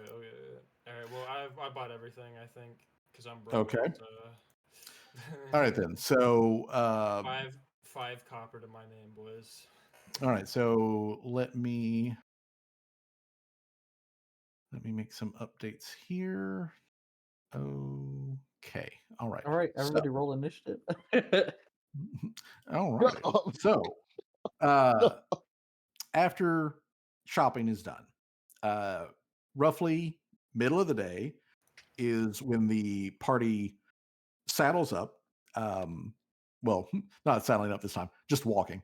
And as you guys are, Callie's saddled up on Mr. Servos, who is filled with a Rusi, who did wake up like very briefly to let you know that like he had to piss like a whole hell of a lot. But he's still very weak, and basically after he peed, he was like, I gotta go back to bed. So he is currently resting, and you're getting the beat from Mr. Servos that vitals, for him remain steady. So the party heads out, passing through the gates as you did before with everybody in tow, headed towards the camp the first time. You see a couple of the same guards the first time you guys passed through these gates. One of those guards like glances in your direction, and you see squint as you're coming up the hill, and then he turns, like because he's up in the wall, up in the like gate tower thing. So you see him turn and like he's addressing somebody who's not in sight there at the little window slit thing. And you see him like address somebody, and then he very points at you guys, and then like continues to talk to the person that you cannot see. But they don't otherwise like make any movements or say anything or whatnot to hamper the party from traveling. But they do make specific note of you. So the party heads out of Harham. I didn't do it. I didn't do nothing. What was it? I'm just kidding. I don't actually do that. Not gonna lie, the can falling over after you saying I didn't do it because it's pretty good. I didn't do it this time. I do need the party. I need everybody in the to make a perception check, though. DC aiming for is a 22. Well, shit, I failed. Anyway, Back to our regularly scheduled Marker programming. Tremors! Oh no, it's a 15. Wait, hold on a minute. I forgot that I have a feat called Turn Back the Clock. Test a skill. Oh, that's not a skill, is it? Yeah, perception is a skill. Oh, it is? All right, so that means I can re-roll it with a +1 circumstance. Uh-huh.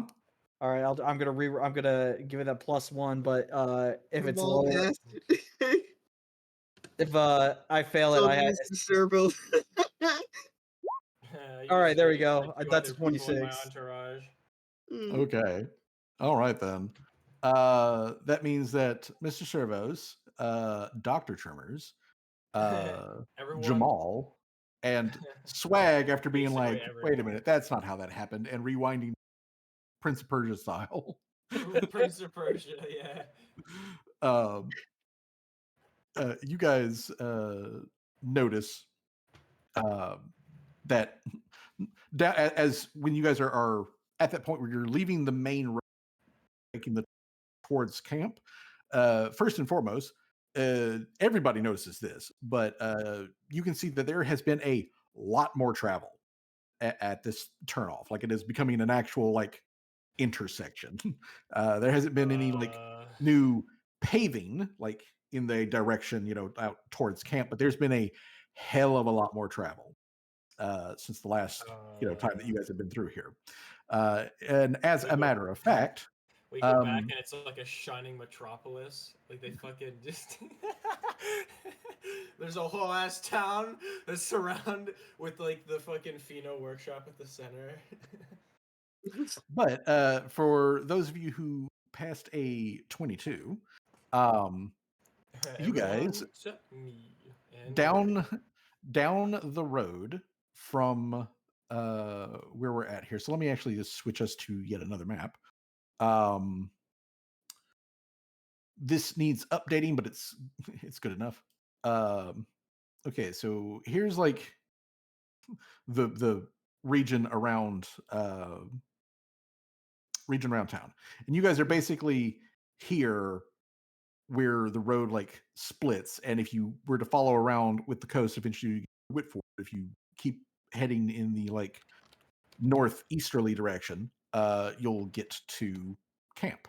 So as you guys are here, in the direction that heads towards Whitford, you guys, those of you who passed a 22 perception check, can see a thin trail of smoke that is receding. Like it's something else on the road that's like a little over the hill around the bend, and is moving, is leaving a thin little like poof of smoke behind it as it's like moving along. Wait, something's on the trail. Maybe Something is on the road on the way towards Whitford. So you like basically Dr. Tremors and Mr. Servos. Yeah, I was Make note of imagining make that, note like, of the between fact that there's a thin little trail of smoke over there in that direction that's like moving. between the beep boops and the beep boops and the imitation and imitating voice. Yeah, explain that. Yeah, like Mr. Trimmer's like tugs on one of like Callie's fins and like points in that direction with its creepy little tail hand. And it's just like shit ass, boom, like pointing in that direction. And there's like a affirmative beep boop. Yeah. And Mr. Servos gives a yes. It beeps and it boops. But yeah, you guys, like I said, you see a thin trail of smoke on the road moving away from you. How dark is the trail of smoke? Not very dark. It is it's definitely like darker than like just fog, mist, that sort of thing. But it's not like but it's not like black coal burning kind of smoke. Alright. What do you guys think we should do with this information? It's I mean, it's a probably just like stay on guard is probably the smart thing to do, right? Yeah, just be cautious. Yeah. Keep our Just wits about us. All right. Well, then the party then otherwise continues on to camp. All right. So let me move us over now back to the camp area. A lot of map change. A lot of map change in this session. Beedly-dee-dee-dee. All right. Back over here we are. Yay. Okay. So the party is coming up the trail, and the trail continues to show a lot of evidence of a lot of travel. This was like a bit more than like a game trail kind of thing when you went through here before. But there has been like somebody has come out here with shovels and picks and whatnot, cleared trees and stumps and like rocks and all sorts. They have broadened and smoothed the trail somewhat. It is very deeply rutted with wagon wheel tracks, and there's a lot of like both hoof and human booted footprints all up and down through here. So there's been a lot of travel that has been going on, and as you guys are beginning to get close to the actual camp, towards the like uh, evening part of that like second day, as you guys are coming in, everyone can quite clearly hear someone speaking very loudly, rapidly, and with an angry tone in halfling. Halfling? Yes, Halfling. Well, shit. in halfling. Well, is it during the morning? Actually, it's getting into the later afternoon. Basically, but yeah, it's a bit after lunch. Alrighty. And as the party is like rounding, uh, what this resolves into is there is again another sort of like small intersection of trail, and this intersection of trail where you like take it would lead you over towards the marsh area, and then it would circle on around over to where Doc Button lives. Doc Button, again for refresher, is a former Navy surgeon who is a halfling woman. She's in her like mid 40s, something like that. And she is retired or otherwise, no longer part of the military. And she has been the one who has been providing of assistance for medical needs and things like that. And as you guys are coming around the bend, right there at that intersection from this main trail to the side trail that leads over to Doc Button's place, you see the titular Doc Button, who is very red in the face and is just like in full Karen mode, basically, as she is just having it out in halfling with a tall, very skinny, black-skinned human fellow who is also familiar to the party. As Manao is just like standing there with this very like insulted look on his face as he's looking down at Doc Brown Oh or no. Doc Button, and Hell yeah. he's looking down at Doc Button with just this like you can tell that he's like standing there. He's waiting for her to run out of, kind of like thing. As she's just like she is chewing him out for something. But he is standing there in very similar clothing to what you saw him in at his shop in Whitford. He has a large like travel bag in one hand, and he's got like a cane in his other that he's just kind of like standing there with. And as you guys are coming around the corner and like you see him like glance over in your direction, catches sounds of the party approaching, and he looks at you guys and he gives a very like dramatic eye roll, in the like he looks at you, makes eye contact, and then does the like, pantomime. Are you guys seeing this? Can you fucking believe? Yeah, is this Uh, real? Chat, is this real? And then like he just looks back at Doc Button, um, who is so focused on whatever the fuck she's chewing him out with that she does not even pay attention to you guys approaching. I could imagine him being like, calm down, I can't understand you when you're yelling at me in a different language I don't know." If you die from exertion, Manao And now Manao cannot bring you back because Manao Manao cannot does raise not it. raise Manao does not raise the dead. Callie approaches like, what seems to be the problem?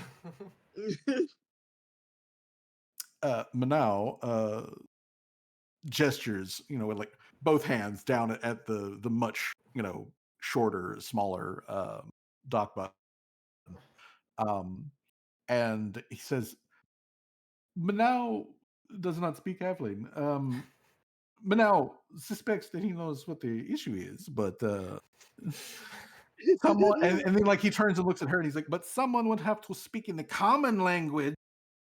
No, the complaint in full.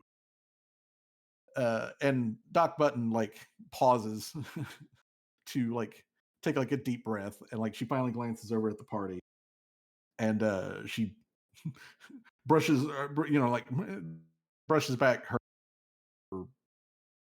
big poofy like afro like hair, and she puts her hands on her hips and she looks over at the party. Okay, finally, someone with sense is here.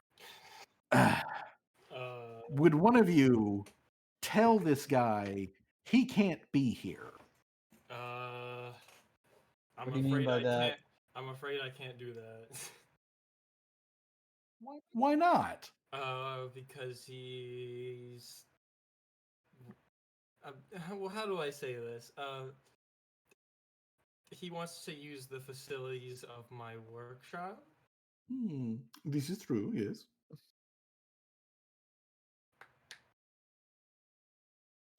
Did you laugh?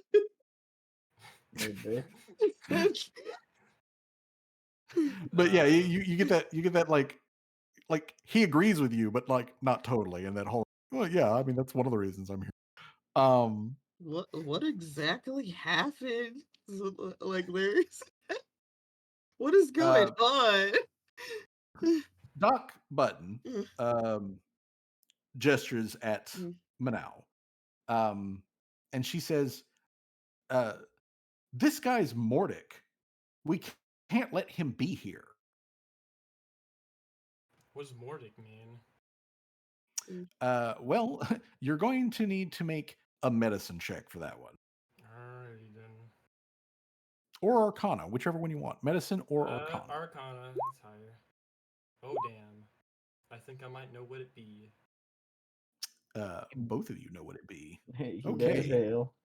So, Mordic is a common term for a magical disease. It is like magical cancer, basically. So anybody who gets the condition is generally referred to as a Mortic, although they have specific names, depending on like what like what the race is. So like the specific type of Mortic that Manao is would have a different name than like say if a goblin was a Mordic or something like that. But they're all just generally as a term called Mordics. Is it contagious? It is contagious. It is, one could argue, a sort of like a form of ghoul fever. and it is incurable. So once you become Mordic, you don't unbecome Mordic. You do not go back from it. But essentially, what it is a magical disease which turns the person who catches the disease into sort of like a kind of like half undead kind of state. Oh, And now it so explains why he says I don't raise the dead. So the thing is that while it is a disease condition, there are certain things that can be done to mitigate it. So basically, there is treatment, but it's incurable. How does it spread? Is it like an airborne thing, or is it got to be spread? Is it just magic? It is specifically a magical disease that is transmitted magically, and it is transmitted specifically through healing magic. And there are cases of it being transferable via healing potions. So, like, if somebody is Mordic, makes a healing potion, there is as far as like people are aware of, like how this shit works, there is a chance that if you use that healing potion, you may become a Mordic. But the most common way that people become Mordics is people who are resuscitated or otherwise brought back from the brink of death can sort of like quote unquote spontaneously become Mordics. Is there any other like bad effects, or does it just make you like a semi-undead thing? Well, it makes you semi undead, and the effects that it has are different depending on what your heritage is. As a human Mordic, the general effect that it has on Manau is it causes Manau to rot. And he would literally fall apart, which will actually kill him at some point if he doesn't otherwise, like, go through the process to treat the disease. And the way that the disease is treated is through the consumption of raw flesh. So I would just look at zombie Callie and without says, like, well, Did you know, you- she does have a point. Is it just any sort of raw flesh, or is it specific? It is any raw flesh, unlike ghoul fever, like basically the parent disease of this thing. Unlike ghoul fever, which Ali, you got specifically some raw flesh, don't you? In your little Ziploc bag. I do. Technically speaking, everyone except the Conrasu, Tim, and Laria are raw flesh. But so is every other animal in the. So to answer your question, yeah, he could eat, like a squirrel or something, and that counts. Eat a squirrel. I'm like, that explains his back room of a bloody mess. And why he said that they're a good treat. That explains it, yeah. Yeah. Oh, it makes Yeah, sense. So it has to be raw. It can't be cooked. Yeah, which means it does have to be. It can be prepared, but it can't be cooked. So like it can be stored, like that sort of thing. So he could I would like. imagine he's probably got a lot of those. But yeah, Manau needs to eat basically a couple of mouthfuls, essentially, of some form of raw flesh every day in order to like starve off the rot, which he has apparently kept up a good treatment of, because Manau, for all intents and purposes, like when you look at him, talk to him, all that sort of stuff, he reads as like a regular human being. He's got to blink, he's got to breathe, all that sort of like jazz. Like he'll still die, if he suffocates or anything like that. But the magical component of it is that if he doesn't consume raw flesh, his body will begin to rot out from under him, and he will like leprosy. He will literally fall apart, kind of like that. So he's a magic zombie with several asterisks. Yes, with several very large asterisks. Instead of like a half magical It's free like will a zombie. human, but he's gonna eat raw So- food instead of good. Kind of So like he's a half zombie. Yeah, he's a so half zombie. don't make him make so don't have him make healing potions. Have him eat raw flesh every day, and then keep him away from some of the other people. Yeah, I would just say like she does have a point, but it's your call, Kelly. Um, Mm, There is good reason why Manal Mm. does not raise the dead. I don't see anything wrong with letting him stay here as long as he's not making health potions. It's perfectly fine. Of as long course. as he's not, touching the anything mm. health related. If it is also of a concern, and he looks at, Doc Button, I understand you are a doctor and that health is your specialty. So Manao will just make scarce. There will be scarcely any Manao around whenever you have to do your uh, doctoring business. I have already told House to set itself up anyways. So it is also probably already collecting some protein for me for later. Oh shit, House is on its way? Let's go. Oh no, House is already here. It's nestled itself quite deeply over near the marsh. Oh. near what? Near the marsh, it has a Already. it likes its food to be particularly wet. Like fish, uh, frogs, crawdads, those sort of things. Callie's mouth starts drooling at the sound of fish. It's very good at trapping small animals. Also, is why Manal has successful pet services. I mean, we'll keep Which, by an the way, eye how out. is that snack I sold to you? Oh, he's doing fine, and she lifts him up. She lifts Dr. Trevor's up. Manal like wiggles like spindly fingers at Dr. Trimmers and says, "Hello, sandwich. It's been a while since I've seen you." He's feeding him. Well. Right. He's been a lot of helpful. Not really. We're still working on the whole getting him to fire a gun properly thing.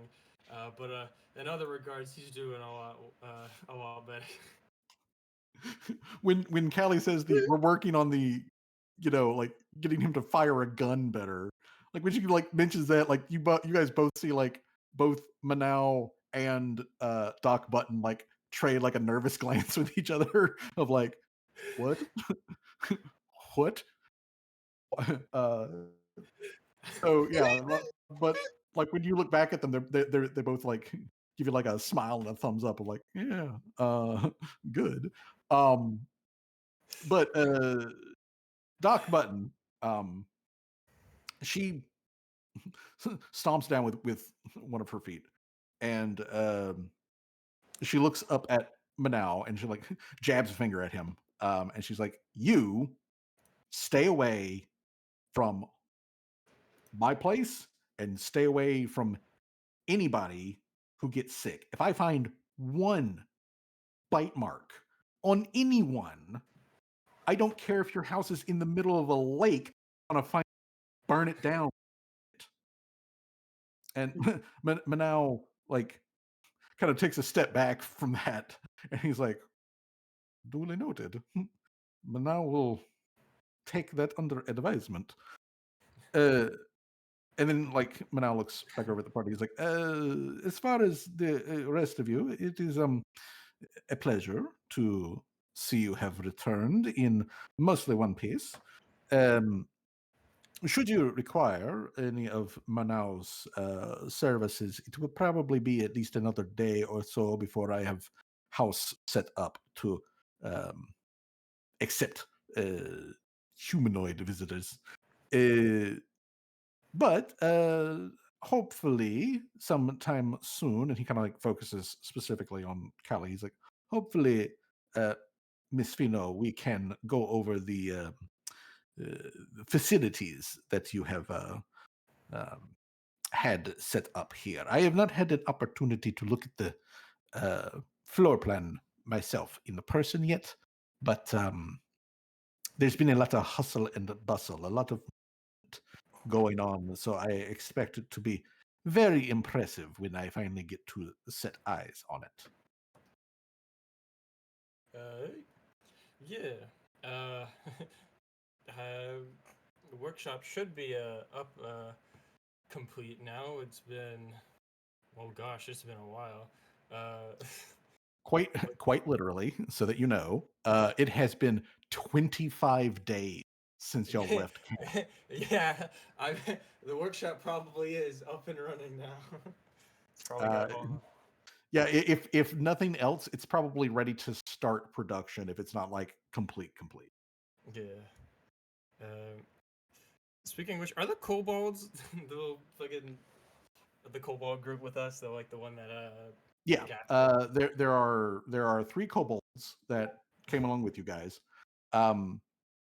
There is one kobold speaks common almost as good as Gacthus, and then there are 2 others who have learned a smattering of common, which is mostly it's mostly just the one thing that they really know how to speak. Hey, I'm walking here as they're about to get like stepped on.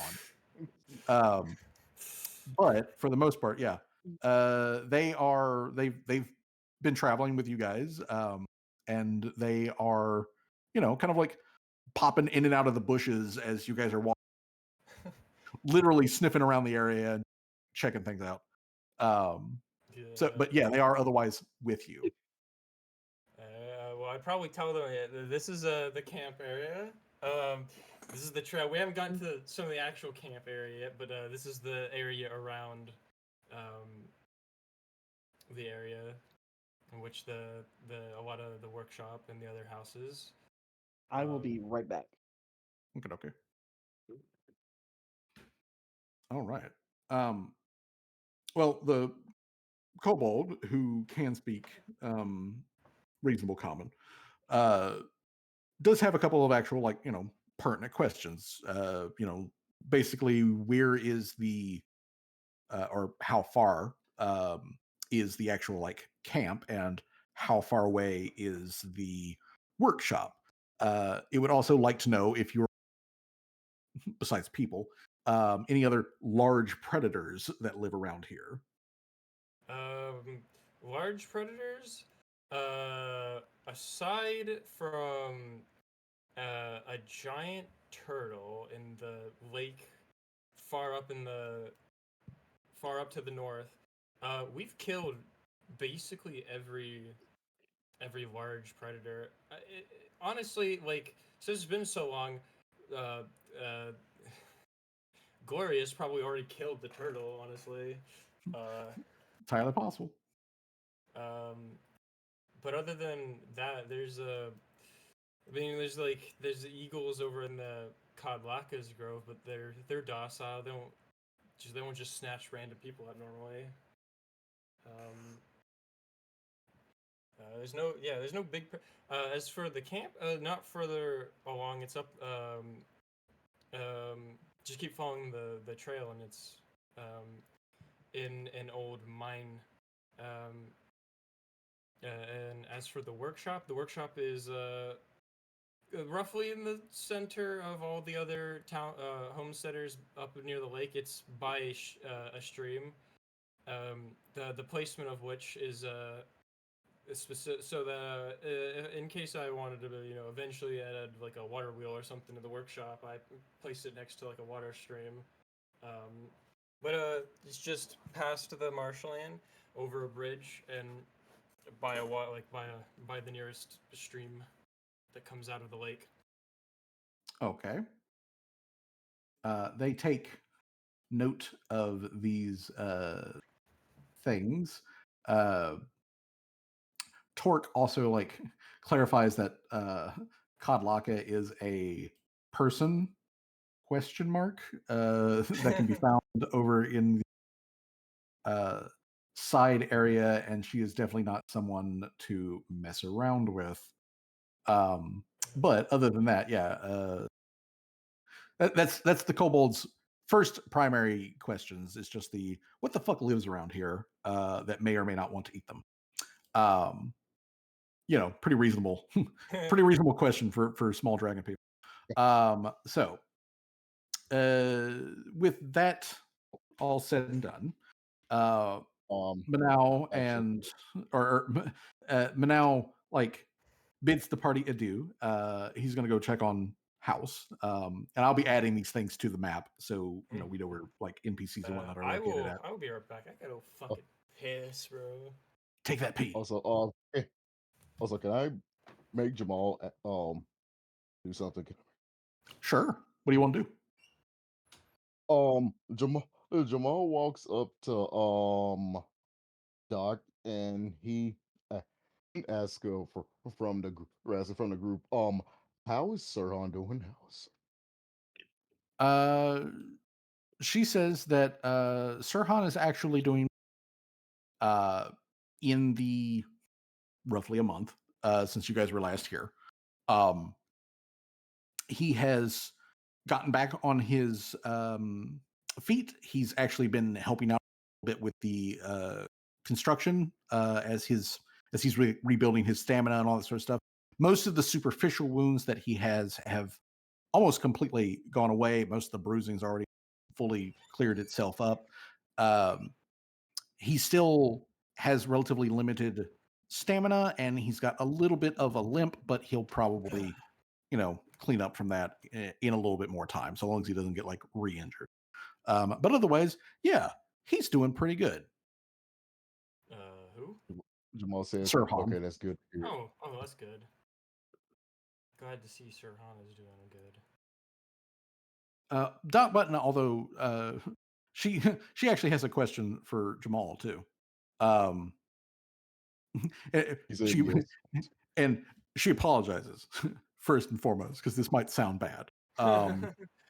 But a couple of days ago, a Shuni arrived, and he's been talking to everybody, and just like most of the other travelers and other people that come out here. She didn't get no weird vibe off of him, but he did specifically like ask if there were other Shunies here, and your name may or may not have gotten. So if you should come across like a Shuni who knows your name, then like that's why. Also, and this is the part that she needed to ask forgiveness for. She wanted to know if like maybe you would know who that is. And she like gives you like a basic description of this other Shuni, just in that whole sort of like, do all Shunies know each other?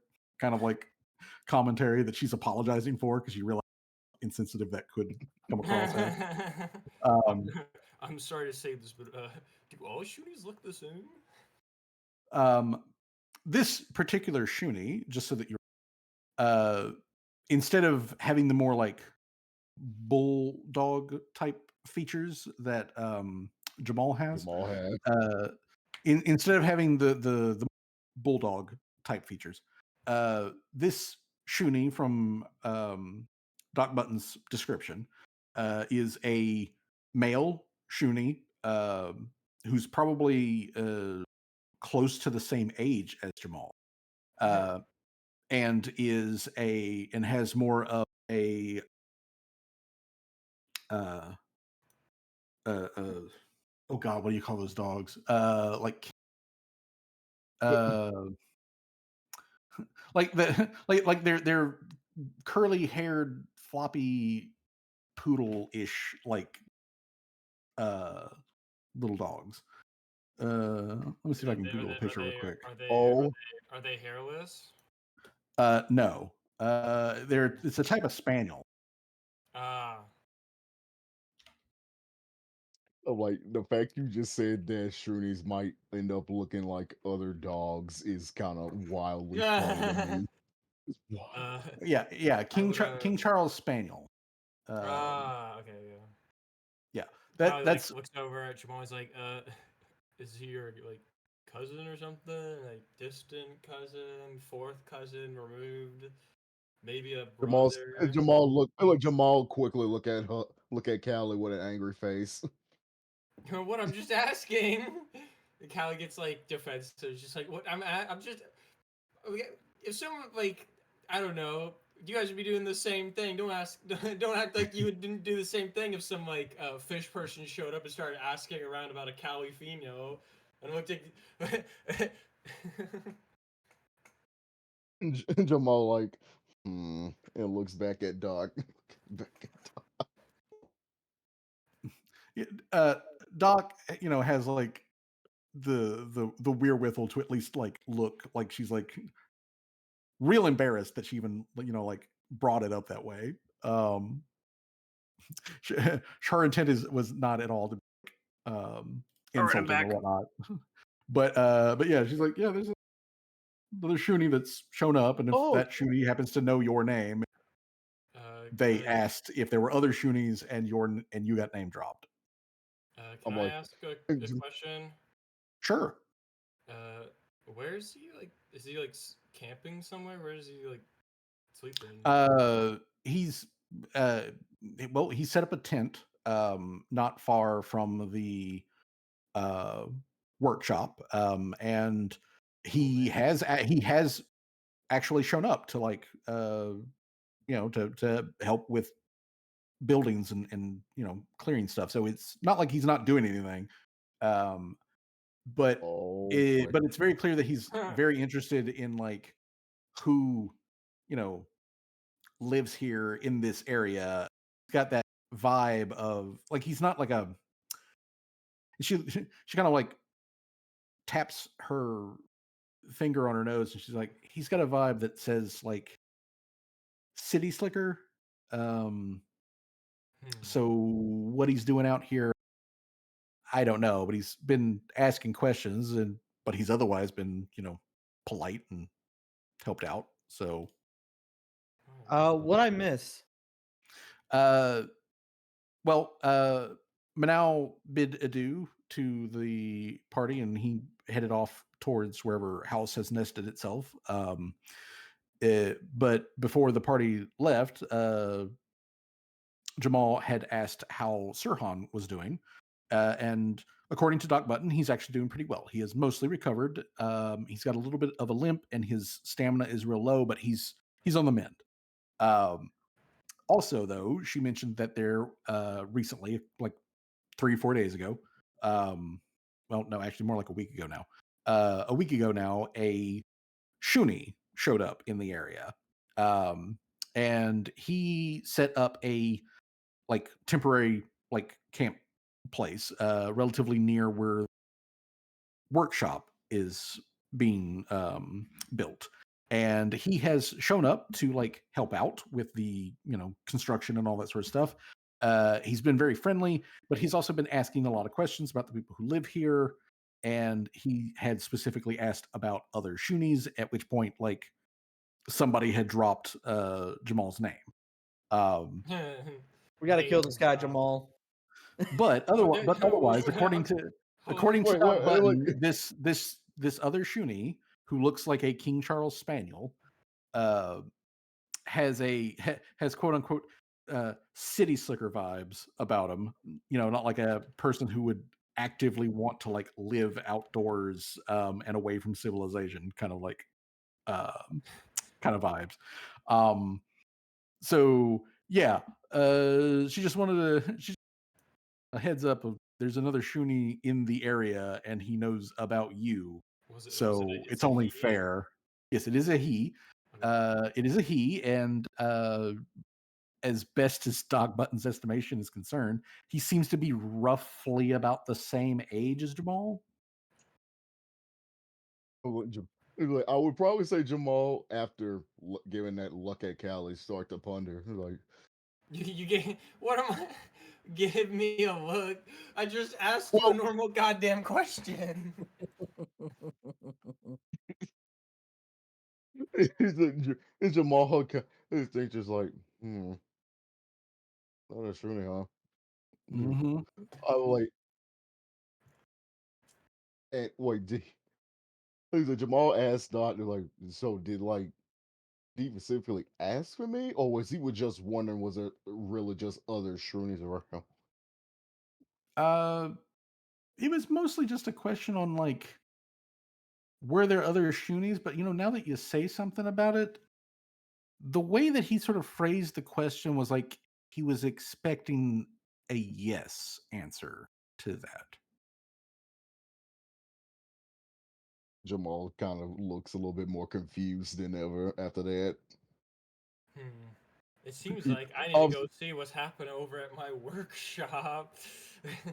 I've I been was, gone a I lot. will, There's probably a lot going down. I will.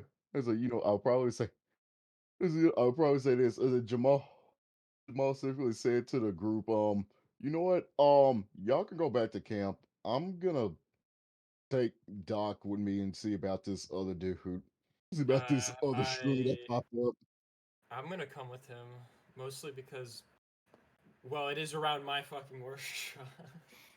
Yeah, it is around your workshop. As I said, Jamal, we gotta kill this guy. Not yet. No. We Only if gotta he's evil. see. We gotta even see then, first. And even then, if he is evil, why kill him when we can just? I'm not gonna finish the rest. Don't worry about it. Yeah. I know exactly what you're talking about. Callie just Okay. starts fiendishly rubbing her hands together. All right. Mention of So maybe murder, well, worse than murder. okay. So Callie, which I assume is going to also include Mr. Servos, Yes. Jamal, I probably just told that. Callie, and Jamal plus Doc Button are heading over to the workshop area to check out this Shuni guy. Is the rest of the party going to keep on to camp? I'm Who else following is who else is like in the party? I'm also following Callie and Jamal as well. Okay, so that would leave Laria, Tim, Torque, and June. And since Laria is the only speaking, do you want to go with the rest of the NPC'd crew back up to camp, or follow with the other actual people playing the game? Because I'm gonna go Torque, camp. and Tim Screw want to go you to guys, camp. I'm going home. Yeah, I'm gonna go to camp. Go get a nice old bed, go rest, forget everything. Okay, well, you guys go to camp then, and we're going to move everybody else over to the workshop. Okay, so you guys arrive at the workshop. Who does the kobolds follow? The kobolds are going to follow you. This whole thing is under the assumption of them working. Yeah. Probably, yeah. Okay. It's probably best to bring them to the workshop. Yeah. Okay, so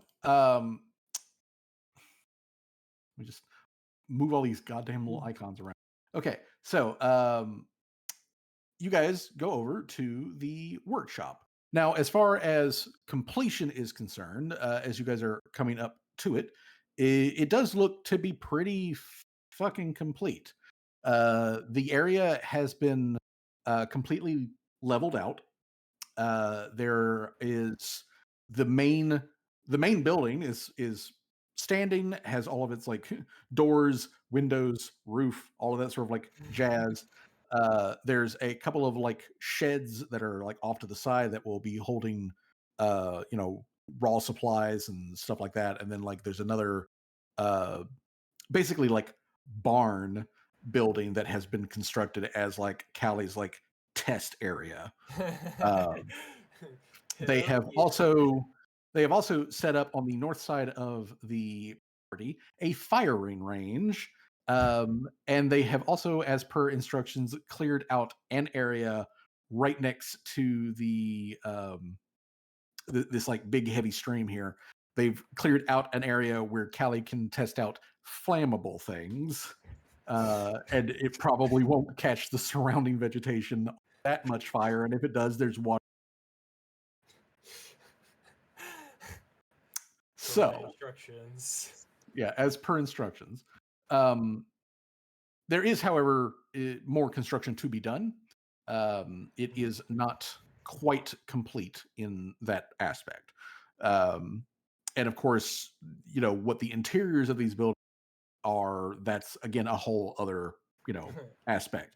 But at least the ground and the framework for all of the buildings, that appears to be done.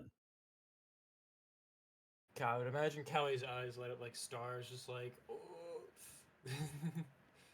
Yep. And as a matter of coming up there, you see the patriarch of the Greenhill family, the other halfling family. No relation to Dog Button, but the other halfling family that lives here, the Green. You see the patron of the family is currently, as you guys are walking up, he has a bucket of like blue paint, and he is currently stenciling on the like Pheno workshop like sign on the front to like display where the fuck you're at and what buildings you're looking at. So he's in the middle of painting that as you come up. You've got a small tent city essentially like right off to the side, which is where all of the workers have been living at, and you have like their camp stuff. But Doc Button points you like a little bit past that, like maybe like another, say 100 meters or so, where you've got like a little bit of like tree coverage, up foliage and whatnot that doesn't need to be touched by the work crew. There is a tent set up over there. It is at a full fucking pavilion tent. So like the tents for the workers that are putting together the workshop and everything, they are mostly like beige burlap, like tarp sort of like tents. They're in reasonably good repair. They're not like cheap pieces of crap kind of thing. But that tent over there makes all of these tents look like cheap crap. It's got a full ass like lantern hanging from front. It's got that's pulled out on poles in front of the damn thing. And there's even like a low, obviously heavy, like stool chair, fit for a shoonie, like specifically crafted for a shoonie, chair that's sitting in front of the thing. And as she's pointed out to you, you see the flap pull back, and out steps a portly, shoonie guy, who's got like big, floppy, like warm brown, furred ears. He's got the short sort of thing, and he's got a big curly pipe, like up in his mouth, and he's lighting it up and taking like a heavy drag of it. He is dressed like think like what a nobleman think of what a nobleman would be wearing if they were to like quote unquote rough it and go camping, kind of like thing. So yeah, the whole city slicker vibe thing is strong with this guy. But yeah, he's just kind of like off to the side and smoking a pipe, takes a seat. Callie just abruptly interrupts him. He's like, "Can I pet your ears?" Yes, ma'am. You may. Callie starts like filling up his ears, like they are incredibly soft. As Callie, this man has a routine. Yeah, this man has a routine. As they are incredibly soft, and he, finishes lighting up his pipe and takes like a long pull on it, and then he blows out like smoke out of his nostrils, and he turns his head just a little bit so he doesn't pull away from. Turns his head a little bit so he can look up at her, and he's like, "You must be the esteemed Miss Pheno, owner of this here workshop in the middle of nowhere." Callie puts her hands on her like sides, like the Superman pose, and just like kind of like starts like laughing. She's like, "Yeah, that's me. I'm the Miss Fino." In like the It is most confident, like smug way possible. Can I do a perception check to see if he's after Callie admits it, he's planning on doing something malicious? He pulls Uh, that. I do that, and he pulls know out what? a gun and shoots me. You know what? Go ahead and make a perception check. You better fucking not.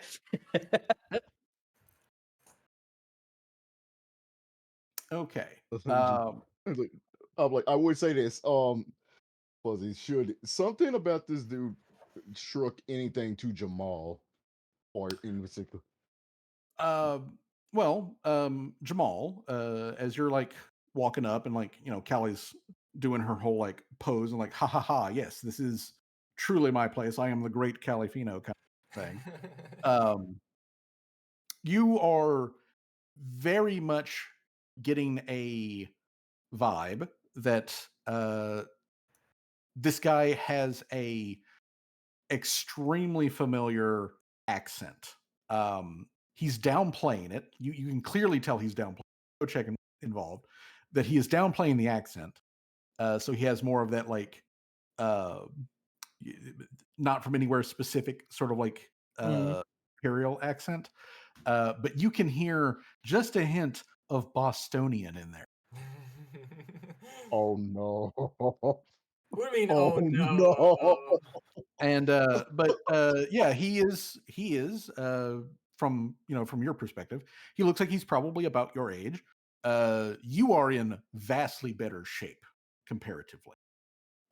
Like this guy eats rich all the time.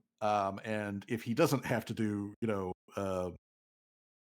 physical labor, he chooses not to, clearly. But Jamal is also a warrior, and Jamal knows a warrior when he sees a warrior. This guy could put up a fight, like take on the party, kind of like put up a fight, if he really wanted to. But is he being malicious towards Callie at all? Is there any hint of maliciousness? He is not. With your perception check of 26, you know that he's not genuine having his ears stroked.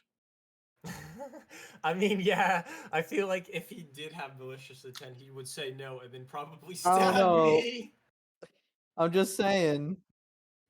Someone who's asking a lot of questions. Callie kind of like pulls her dad aside, is like whispers like in Rasu in his ear, "But he's got money though. We might want to hear him out first." That is the other thing too, is that this guy is What? this guy is in his pocket. Like he has got money. Now I would say Fuzzy. What? Mhm. Okay, you say he's a he's a Charles Spaniard, right? Yeah, just King just Charles Spaniard. Spaniard, yeah. I'm like, what type of color he looks like? It's Well, like the one that I posted in Jamal Discord. pulling He's a like a race to some light. question mark. He has a No, he has I'm he has a light arting brown right now. He has a light brown mask, which is on the ears as well, with the white muzzle and the like white patch on the like top of the head that goes in between the eyes. And then he's got just kind of like, as you can, he's got mix of brown and creamy white fur. He has also, since Jamal is like taking very close note of this guy physically, you can see that he has the way his claws are like trimmed and shaped in the way that the hair on his hands are. You can tell that this is a guy who spends a lot of time actually in the water, as opposed to a Shuni who spends a lot of time digging.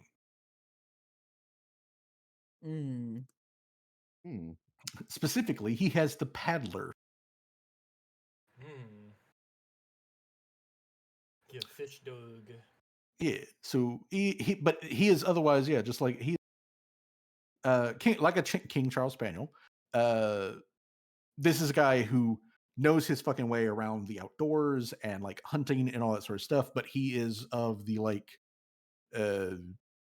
if he is a noble, which other indications kind of like point in that direction, it's a thing that he does for pleasure because he just enjoys doing it as opposed to necessary to feed himself, kind of like that. But yeah, you can tell all of that sort of stuff, and if Jamal would like to do so, Jamal may make a society check to get more Alrighty. information. Alrighty. Callie's like freaking out though about the workshop though. I'd imagine she'd be like, I can't wait to show this area to Huh. to Rusi. I can't wait to show this Honestly, area that's to crap. Rusi. I can't wait to see. I can't wait till Rusi gets to see the sign. I She's can't like wait. pointing at everything, like the Wojak meme. She's just pointing at everything. She's like, I can't wait to show. I can't wait to show him Rusi this. I can't wait to show him that. I can't wait till I get to blow something up over that area. But yeah, so like while Callie is sort of like turned away and is looking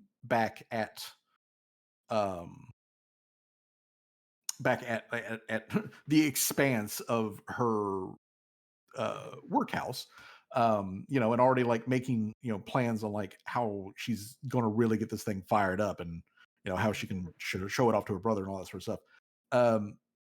Jamal, first of all, you notice that while he is not directly looking at you, his senses are tuned on you. Like he's scoping you out in the same way that you're scoping him out. You guys trying to size each other up, bro. Yeah, so he is also likewise sizing Jamal up. And with your 15, the guy's not familiar to you. He doesn't, he doesn't come off as like his scent isn't familiar, his appearance isn't familiar. Can I do a check on his appearance? Yeah, you can. Sure, can. You can make a society check. The DC is lower for Jamal because he is all Shuni. But generally, both of you do know that this guy he's either come into money or he's from money, most likely from money. But he has like several other people that you guys have come across. He's got that whole former military vibe to him, but like this dude was in command as opposed to like in the trenches. Can I ask him a question? Can I ask what hold on, I had the question in my head and then it just dissipated. I hate that. I was gonna ask him specifically why he asked me if I am the illustrious Fino. Well, ma'am, a lot of people around here speak your name. As a matter of fact, it's being painted down on that sign over there. And for the most part, they speak highly of you.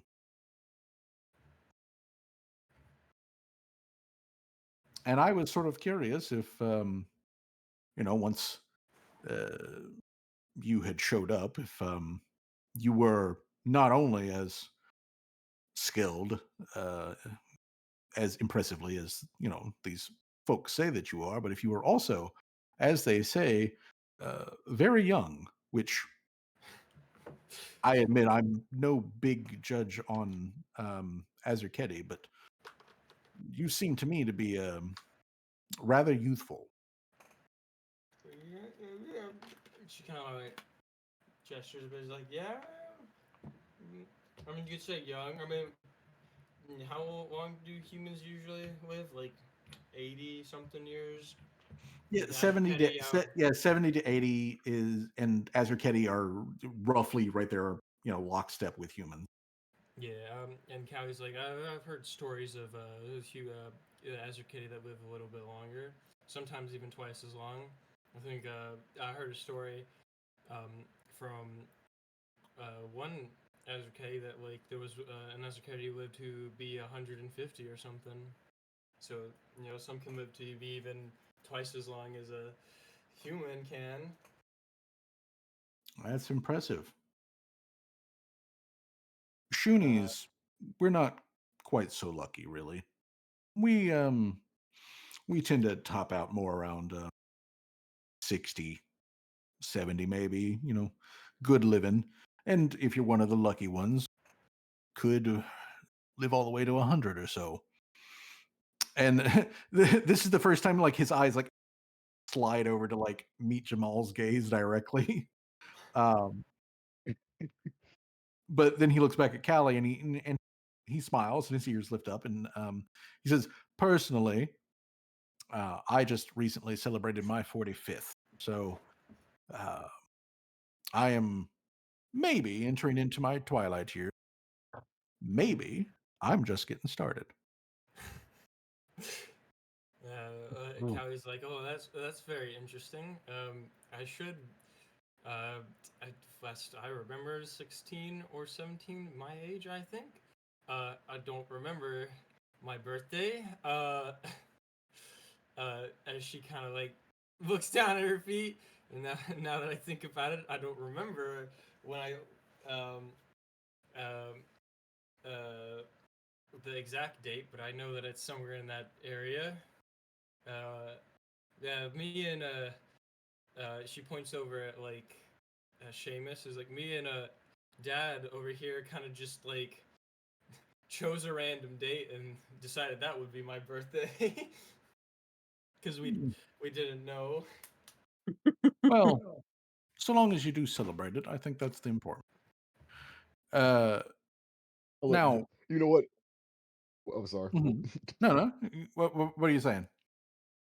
I would say I always say Jamal finally finally spoke up and because he probably was standing there trying to listen to his voice or something, and Jamal randomly kind of like broke his voice into what he was saying, and Jamal just says, "Are you from Boston?" Not originally, but I've spent a good portion of my life there.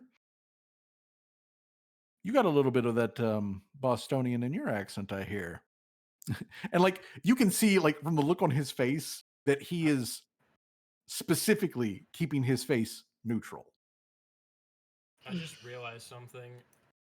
Is fucking Jay just barking at him and then like he's responding back in like common? Well, only if Jamal is speaking in Shuni. I was like, "No, Jamal's speaking in common." Okay. Okay. I was just thinking it would be really funny because I was just remembering just like they're just barking at each other and this whole conversation. Yeah, they speaking in they are speaking in common. But yeah, he says that he was a transplant there, but he's spent a lot of his life. And not only can you see that he's maintaining a neutral expression, but it's very clear in his eyes to Jamal, anyways, that he expected this answer. Like he's not, or he expected this like line of questioning. He's not like caught off guard or anything like that. I'm like, okay, like, okay, I don't know why, but if I'm able to roll this, I am definitely about to ask this question. All right. Roll them bones. Okay, I can. Okay, I can ask this question. Okay. Jamal start to notice now, and Jamal quickly says, "Have you been in any type of war in any point of your life?" He takes the pipe out of his mouth, and he kind of turns his head, away from looking directly at you as he like blows out like a big puff of smoke from it. And then he looks directly at Jamal, and he barks. He switches to shooting. So he's like, Oh, no. and he says What is- in Shuni, depending on how you look at it, he's never not been at war. The fuck is that? Mr. Speaks in riddles all the time. The war is ongoing. Depending on how you want to look at it. War never changes. I'm at Oof, war, never and that changes. war is with you. Pulls out gun and shoots. Roof Yeah. never changes. Oh. But yeah, he says in Shuni, depending on your perspective, the war has never ended. God, I just thought of something. How the hell would you even write down Shuni? Would it literally just be bork, bork, bork, bork, bork over and over again on like a piece of paper or something? Like, Well, actually, Shuni specifically, if we want to be specific about the language, Shuni uses, I believe, dwarven letters and is supposed to and is supposed to follow a sort of like a combination of dwarven and common linguistics Arabic. stuff. So it's a pretty one-to-one trans. oh damn, Thing. he's gone. The dog is gone. But yeah, he do be he do be speaking in Shuni a brief moment. Hallie like squints her eyes. He's like, "Do you guys know each other?" She says like very like trying to like in an attempt to like remove some of the tension. It's like like you guys have been from what I've been noticing staring at each other this whole time, and like I get that you're both Shuni and whatnot, but um I'm just curious. Are y'all related? Yeah, that's our next question. Are y'all related? So the guy looks back at you and he gives you he switches back to comment and he no ma'am, never saw him before in my life, but it is rare to meet other Shuni, especially out here in the boonies. So I always take special note of it. And you'll have to forgive me, but with my past, I always find it good to make sure to check in with any Shunies I do meet to ensure that I'm, keeping the best of company.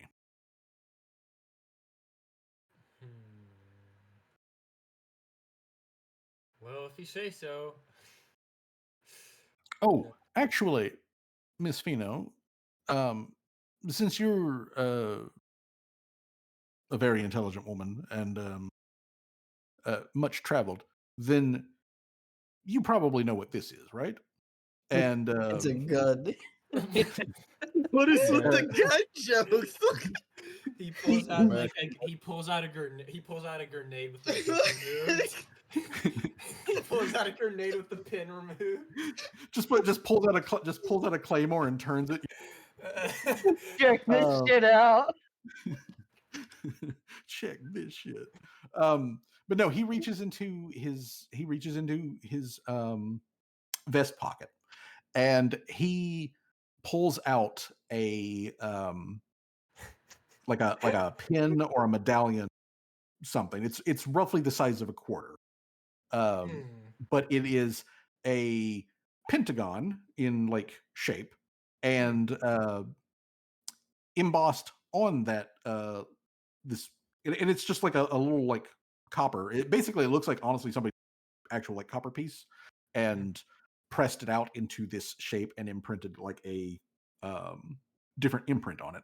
And the imprint on it has a automaton head in one of the points, an automaton hand in two of the other points, and automaton feet in the other points with a bunch of like crisscrossy lines and whatnot going across the middle of it that go from like piece to piece to piece. And he holds it up and like hands it to Callie so she can give it a look-see-loo. Yes, you can make a engineering lore check.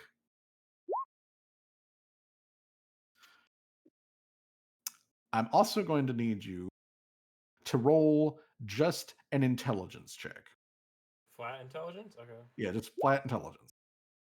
Okay. This, Callie, you have only run across this specific symbol before when you were very young, when you were working in scrapyard in Runoff. Occasionally, you would find this symbol stamped on disassembled automaton parts. And the thing that is notable is that, while at the time when you were a child, you wouldn't have known this. But now, as closer to an adult and a much more worldly person, you understand that that symbol on all of those pieces, while it was stamped on all of those pieces, it was done so to remain hidden. The only reason you've even seen it is because you've seen the inside surface of several of these parts. I would imagine so, yeah. And he just asks, are you familiar with this? Have you seen this before? How I will respond in turn with, yes. Very familiar indeed. In what context, please? Well, I mean, as far back as I can remember as a kid, yeah, I used to, in scrapyards, I would disassemble, or at least help in the process of disassembly of automaton parts. And oftentimes I would find this stamped on the inside of the automaton parts.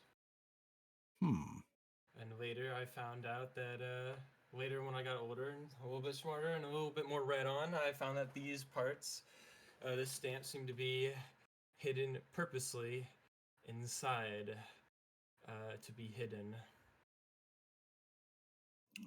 I know that you said that you came across them when you were young, but humor me. If you were to say make a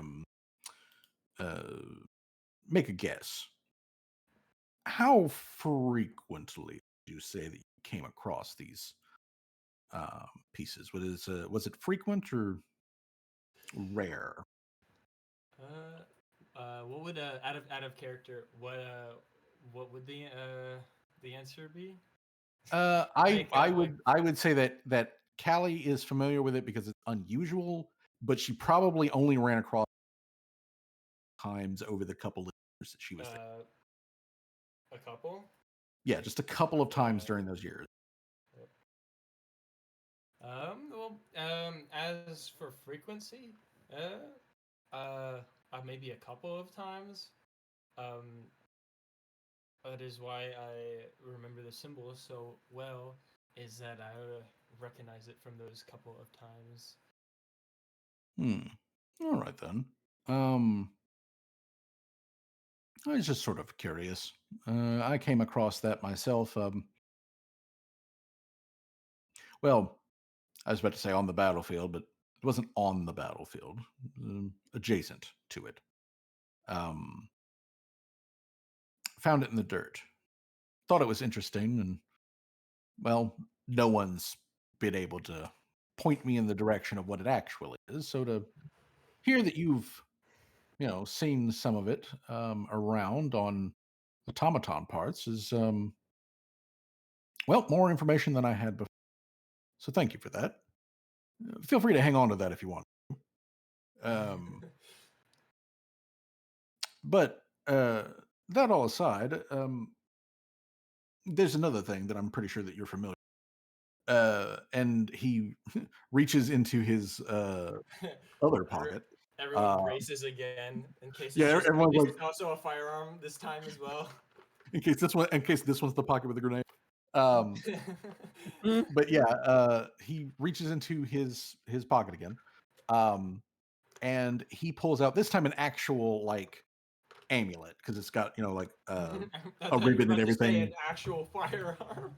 No, it's an actual amulet, and it is because it actually has like a ribbon and everything, to wear the damn thing. And on it there is the symbol of the Pathfinder Society. And he like shows you that for a moment, and then he tucks it back into, I'm a member, so that you're aware. And the reason I'm here is because the society wanted me to come look in on you. Not you specifically.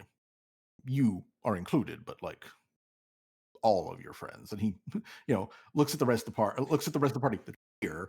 But then he looks back at Callie and he says, we received recommendation from an agent in Harham that you would be someone to potentially scout for membership. And was this happen to be happenstance a short man with a large temper and a very heavy set accent about getting things done? maybe like a short crop cut hair. Yeah, crop cut hair and wears boots that go click click. Yeah. needs booster seat whenever going in the tavern. Yeah, that guy. Yeah, that guy. God damn it. So yeah, he just mentions that they received a recommendation from Folkert, and he is here sort of just to like sort of scout the party out for membership to the Pathfinder Society, should you accept. But right now he's just Callie checking looks out around. what you've been working on and what other people say about you. Well, Callie asks him, what exactly are the benefits, per se, of the Pathfinder Society? If I were to join as a member? The primary benefit of being a member of the Pathfinders is you have access to a global network of information, as well as exceptionally deep pockets. Should you find yourself in dollars? Everyone looks at Callie and is like, I can swear that there are dollar signs popping up in the irises of hers. Ka-ching. Access to information. Deep pockets. Where do I sign? But exactly what do I? Am I for? Is there any like thing that like I need to do? Like members. Members are supposed to do specific actions. Period. Is there a contract? Can I just read the damn contract, for instance? Well, there is a contract, but generally speaking, and you can get all of the full details off of the contract at some point.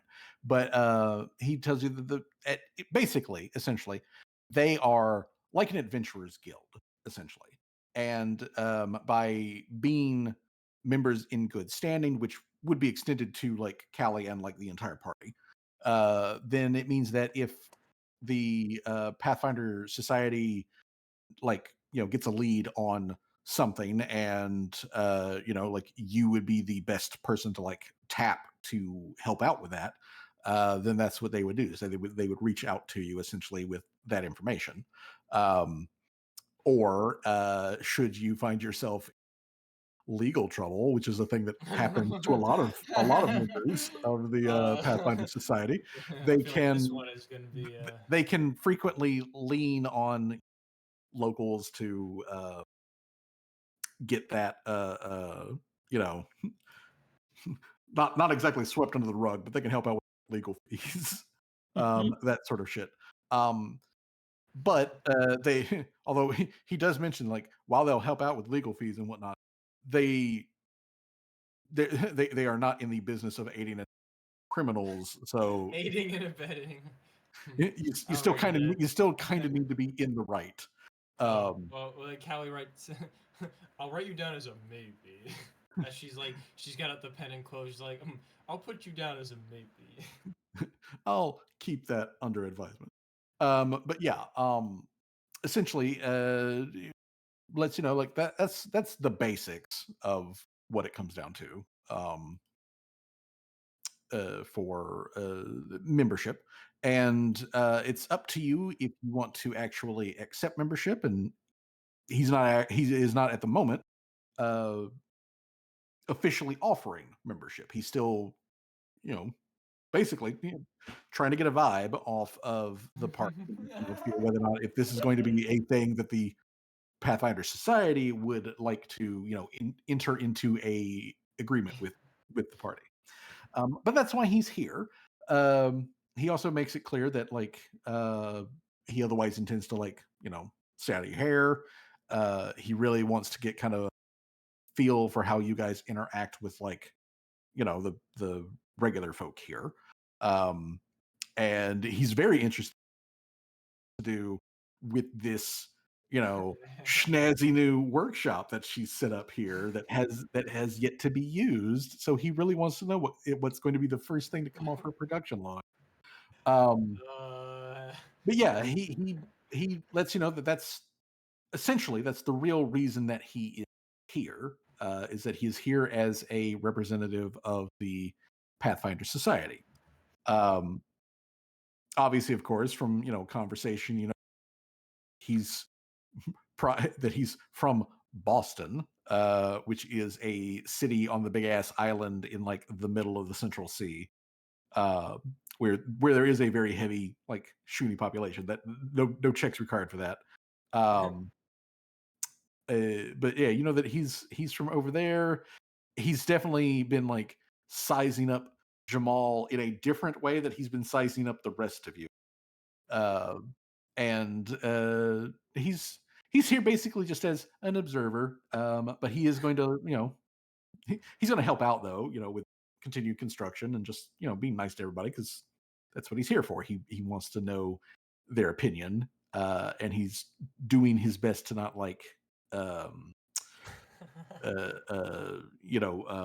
lead lead those opinions in any way. So but yeah, that's what he's here for. Other than that, he does ask, should you remember or think of anything else involved with that symbol, do let him know. It's just something that he's always been curious. He found the thing and he would like some sort of information on it. But it's not important or anything. Alrighty then, I will keep note of that. So, that all said and done, as it starts to get late, do you want to look around the workshop first or head back to I want to look around the workshop. I don't know about the rest of the party though. Okay, so just so that we're clear with the workshop, the buildings are set up. They are still working on setting up the plumbing, and all of that sort of stuff. So the buildings don't have sprinkler systems or anything like that. So you want to be careful about any explosives or fire-based stuff. We will keep that in mind. Yeah. So they don't have that part set up. They've set up your workstations, your cabinets, all that sort of stuff. All of that's taken care of. The only other big thing that has not yet been completed is they are still in the process of putting together the crucible for serious metal work. The basic parts of the forge, they are there. they already work, so you can fire up the forge and start working at it. Of course, you're going to be doing it without a sprinkler system until that's done. But if you want to but if you wanted to melt down a lot of metal, start doing like some really deep metallurgic stuff, that you're probably going to need at least another week before that is complete. Alrighty then. But otherwise, the building and the ground are ready for Callie to start moving in her and actually set up shop and actually get started. Hell yeah.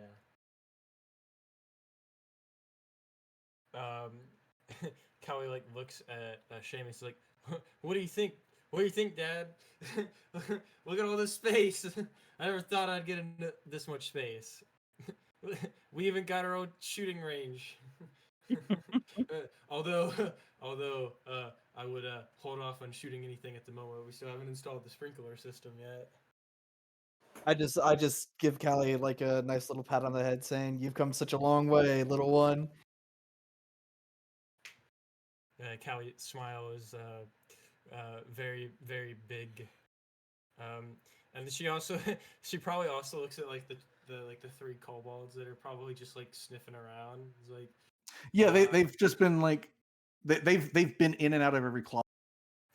Space is just running along the rafters. And they got and one of them everything. pulls out a measuring tape or something. It's upside down. Yeah, it's hanging from its feet. Pulls out a measuring tape. The measuring tape on the rafter and then just repels down the wall with the damn thing. Wow.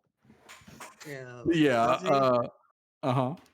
I'm gonna lay down because I'm feeling tired. So Go for it. Go get some rest. Yeah, yeah. rest good, rest good. Yeah. So either way, which by the way, we're probably going to closing things down at around 10 tonight anyways, because my voice is like sir Citrus isn't the only one with like some throat scratchy going on. But either way though, the kobolds, they are running around taking a look at all everything, and occasionally one of them will like stop, look over at Callie, like give her like a thumbs up for a split second, and then immediately scamper off, like into the walls. Inside the walls.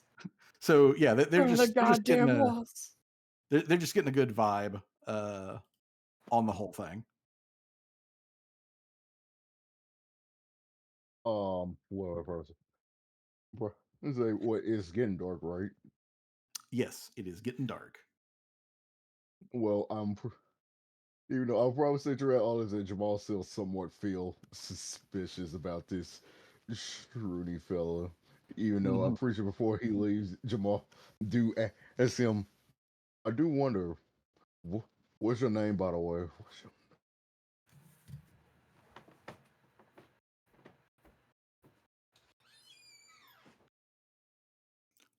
Worf. His name is Worf. Worf. Worf. Like Worf. Bjorth? No, it's no, Worf. I'll put it in the chat. It is like worth money, like worth. Like, it is WHARF? Worf? It is Worf. oh, Worf. WRFF. Worf. Jay, when you drew Worf, he looks like a boomer. I mean, technically, yeah, considering Shroonies don't live that long. As I type his name in the art thing. And he just said that he was 45. Which is pretty old in Shroony. Yeah. Shoonies. That is pretty old for a Shoonie. That's like, yeah, he's either got like 40 more years left or 10 more years left, depending on it. Is it Bjorf? Huh. His name is Like, Worf. on the way back to on the way back to camp, Callie like nudges like Jamal. He's like, "Do you think they sent a Shuni specifically to piss you off or something?" Or Jamal said, "I don't." Jamal's like, "I don't know, but the more I get his scent, it almost feels weirdly familiar in a way, but I just can't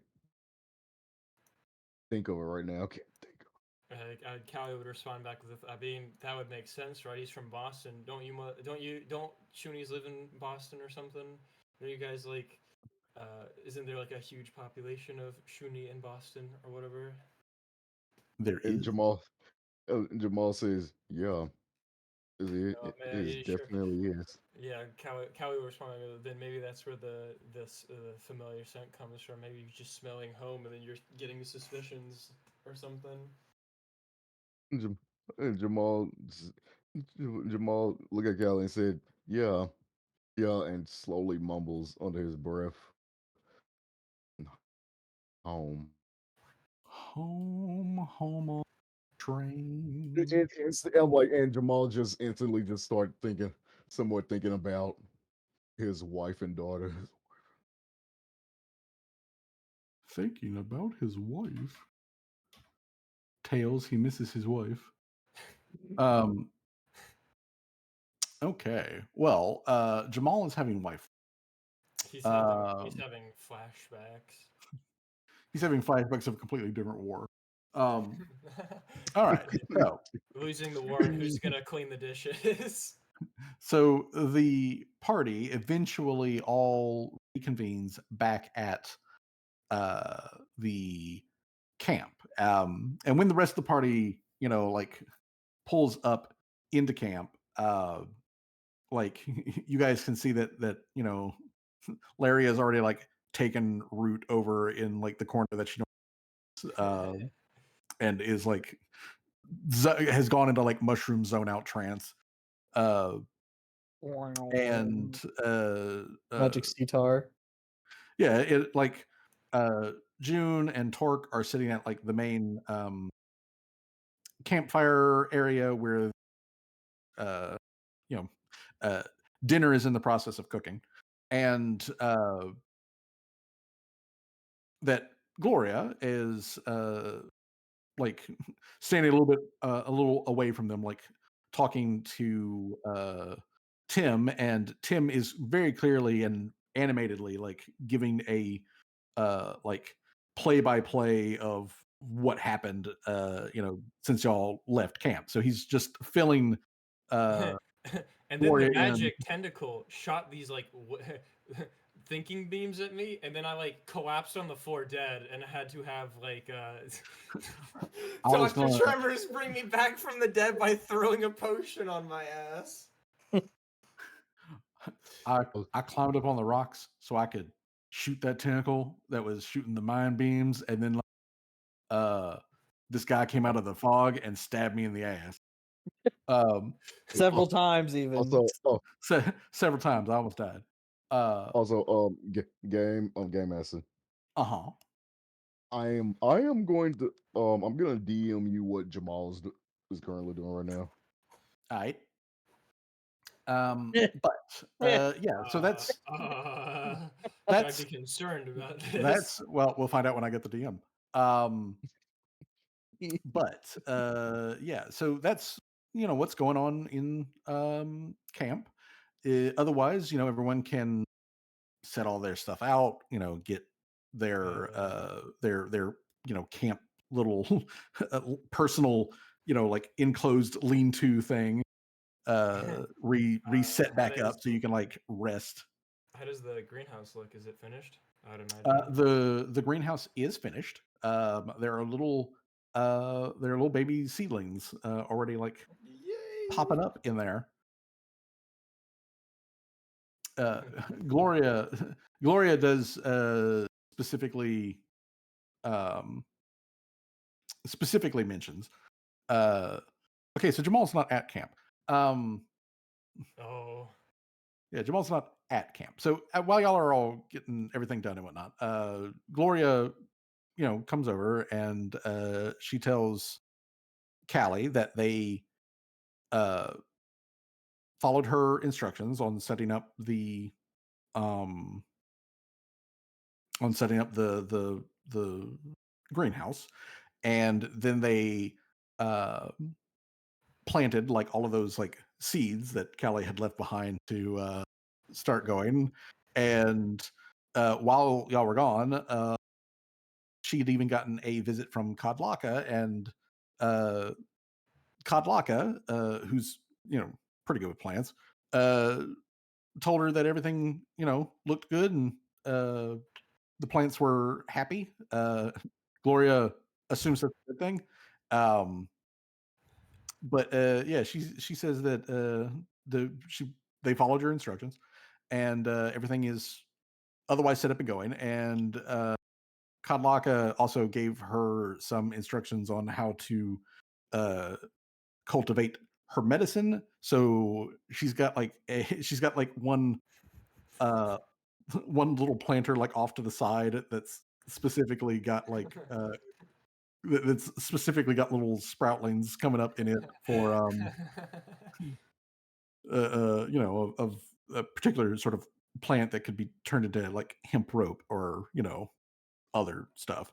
But yeah, so she's got all that set up, and she's looking forward to being able to actually her own medication.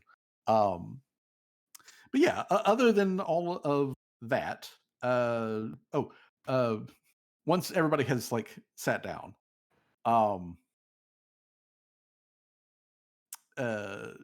Gloria lets everybody know that she had a talk with the turtle while you guys were gone.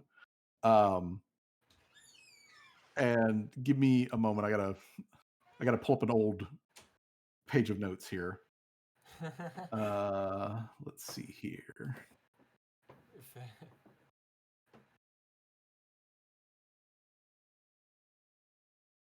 Let's see here. Okay, that's got all of the homesteader name. It's not what I'm looking for.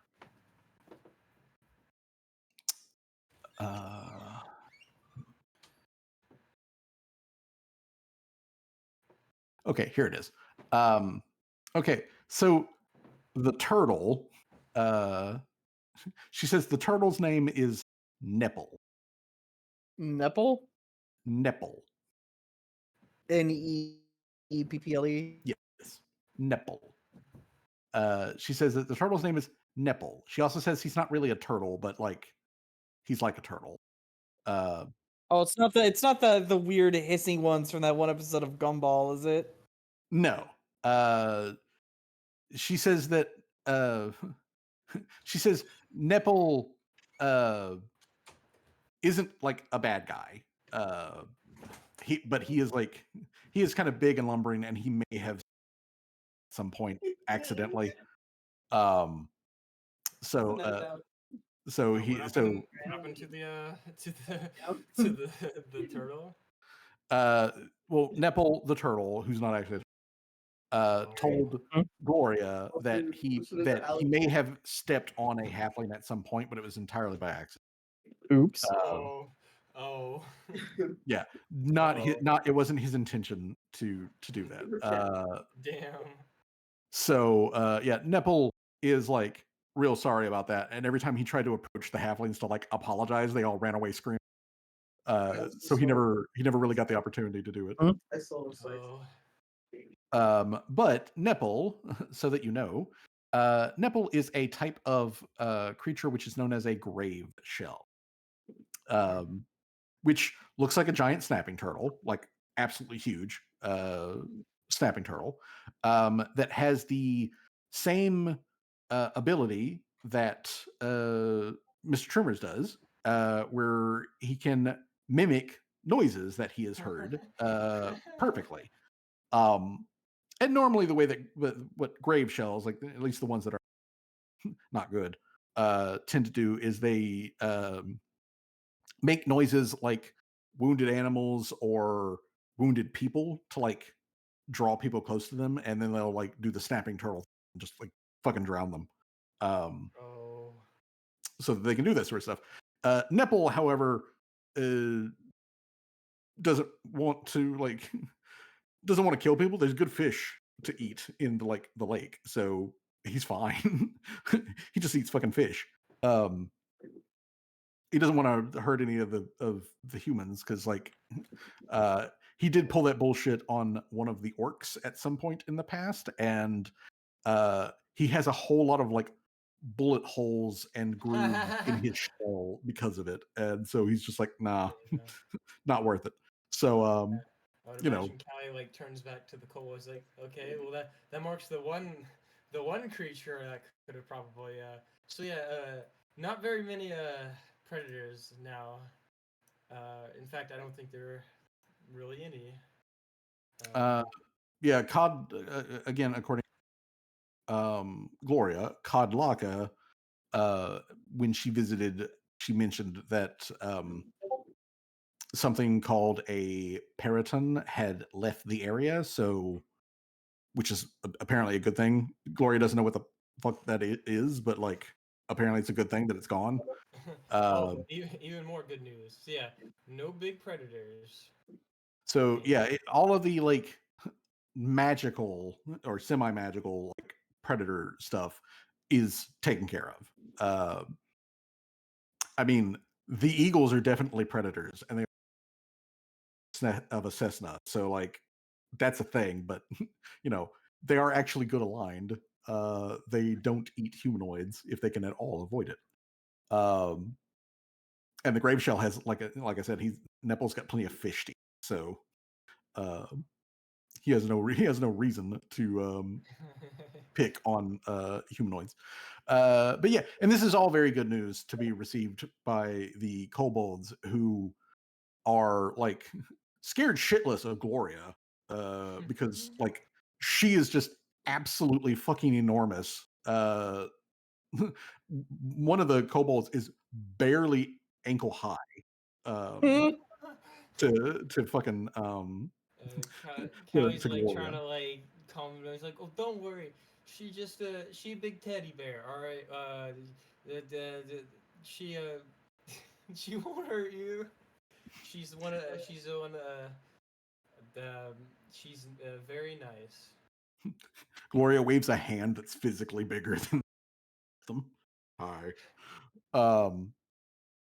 But yeah.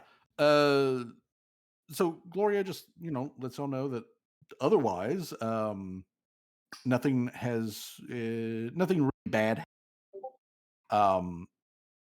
She says that there were a couple of accidents during the construction for the for the workshop, but these were normal accidents, sort of thing. And they had the wounded person shipped back to Whitford. And she also mentions that when they came back in a wagon that didn't have any horses and was burping smoke as it was moving along, and then after he got off, along with some plies and whatnot, the wagon turned itself around and then left completely empty and with no people on it. And Gloria has no idea how that fucking magic works, but that happened. Callie's like, "Don't worry about it. We already met the we already met that person. We already met them. It's fine." You met the wagon? I'd imagine she'd be like the wagon, yeah. Just more confused, more questions. Wasn't that the wagon that moved on its own? Are we talking about the automaton that broke down to relax for a bit? The transformer, yeah. Yeah. The transformer Dalem has been over to the workshop at least once because he dropped off a worker who had to be taken back to Whitford for a medical reason. But when that when that worker came back several days later, he came back riding Dalem along with some supplies, and after Dalem was fully unloaded and everything, Dalem just fucking rotated on a dime and just chugged his way back out. Callie like scratches her chin. Like, speaking of of Dalem, maybe it would be a good idea to to speak with him again and hire him to potentially have him going back and forth between the camp and the workshop, potentially in case if we want to like get back into turning this into a functioning mine again and sending the minerals back to the workshop. She writes all that down on a notepad. That's Okay. And then doesn't try to explain to Gloria how the probably best not to explain how the machine can turn into a bigger machine, like through the process of magic, because it would just be confusing. Yeah, she is just confused by the whole thing, but like Callie does weird stuff with like machines all the time, so yeah. If Callie doesn't seem to be like It's just she's just Gloria like has no she reason. tries to explain to Gloria by being like, just think of like Mr. Servos, except like 10 levels above Mr. Servos, like advanced Mr. Servos. Just think of it that way. She doesn't even understand Mr. Servos to begin with. Yeah, like this troll has absolutely no fucking clue like on simple engineering. But yeah, she lets you know about like some of that other stuff that has happened. But yeah, with all of that said, the party finally comes down to the point where they can rest and everyone is back at the camp. And since we're about 10 minutes out from 10 o'clock, I'm going to go ahead and say that this is the end of session. Some things, though, that I kind of want to, not everyone is, like keyed in on tabletop RPG shit. But essentially, level 5, where you guys are now, is considered like the end of the like early game. So we're about to enter into like game like range. Season 2. Yeah, like season 2. We're going into season. It is my intention to bring up as we go into like the next arc here. What I want to do is I do want to keep the party here locally because we're building up the workshop and the community and all that sort of stuff. So overall, I want to keep the party relatively local to this area, and I've got a lot of a lot of fun, goofy things I would love to torture y'all with. So there's all of that, but also next weekend, the 18th, I am working. So on the 18th, we will not be having a session. So when we get together on the is when we're basically going to be starting up into the next arc, which will fully take us to 6th level, and then we really hit the game stride. Yeah. Otherwise, everyone can add 100 XP to their character sheets. Man, if only if I was hoping for a full. So 700, right? I debated it. I really did debate. Let's just crank it the rest of the way. But then I was like, nah, we can go. Everybody got 700s. Yeah. Is it all right between this session and next session? I tell you some stuff that I would like for Callie to potentially craft as well, so we can get that out of the way. Yeah, right, that's perfectly fine. Which goes for everyone else. If there's any specific goals you want to do for potential downtime, just let me know, and we'll take it from there. And if there's anything that you see in the game, things you would like for me to include as we move into new content, which I'll be clear with you, is only like 25% written down at this point. Like I've got a bundle of ideas, fleshed everything out. So if there is anything that you would like to see in the game, or you would like some focus on specifically, let me know. Or also conversely, if there is anything you would rather see less of, or something like that, also again, let me know. I got a lot I need to craft. I still got to make clothes for Gloria, and I still need to do all that stuff for Minao. So Oh yeah, and speaking of which, Gloria has added quite a lot of collection to her like skins and furs and like leathers. I go in and Callie to make it's clothing. just like a bigger pile of stuff. Yeah, she's actually gotten together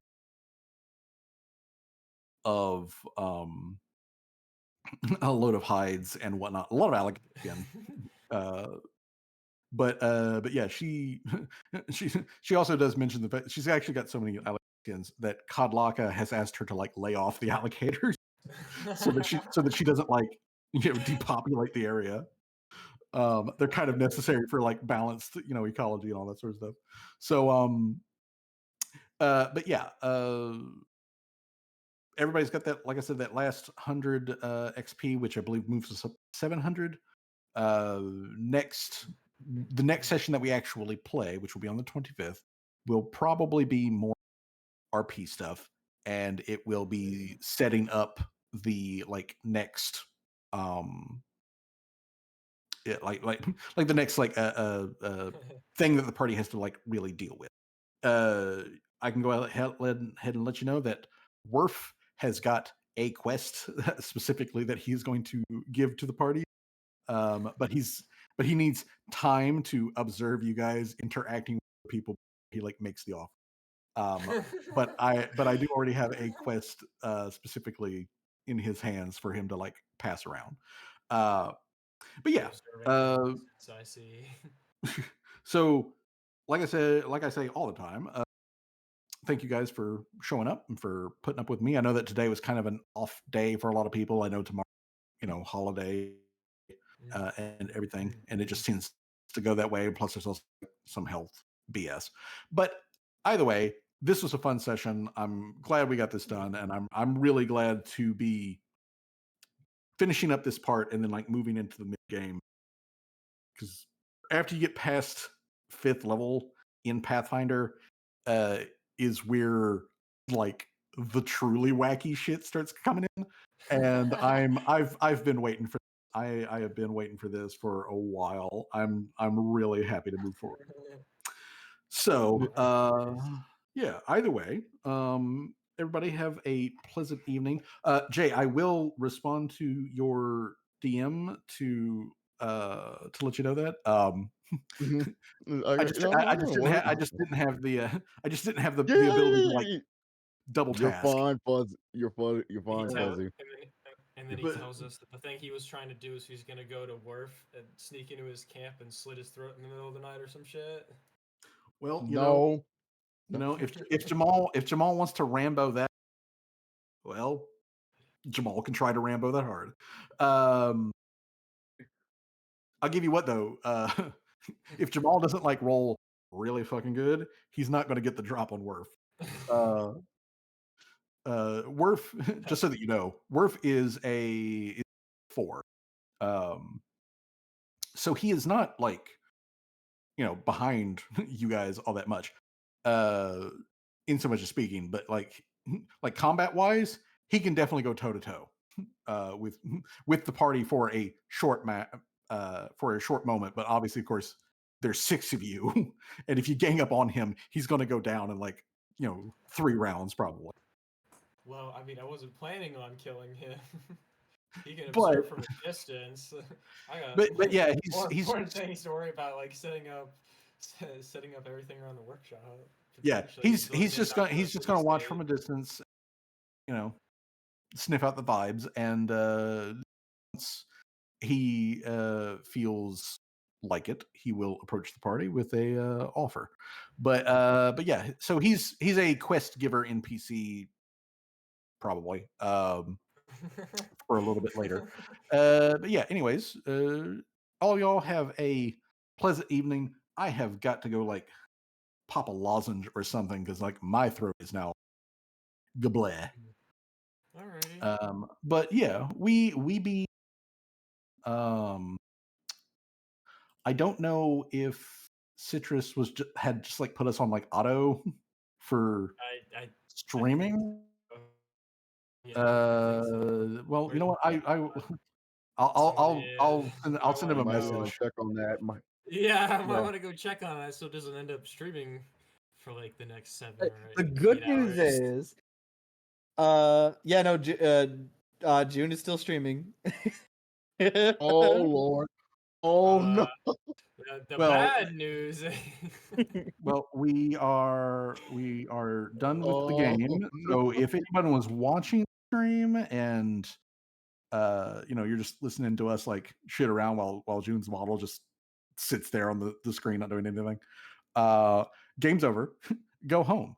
I will try to get in contact with Have a good Citrus night, good to let them morning, know. good afternoon, if you're having wherever you are. Good Whatever night, time you're tri-state area. Yeah, good night, tri-state area. All right, you folks have a Importantly, pleasant but evening. God I damn will it. talk to Yeah. y'all later. Good night, everyone. Good Good night. night. Good night, and thanks for all the fish. Mm-hmm. My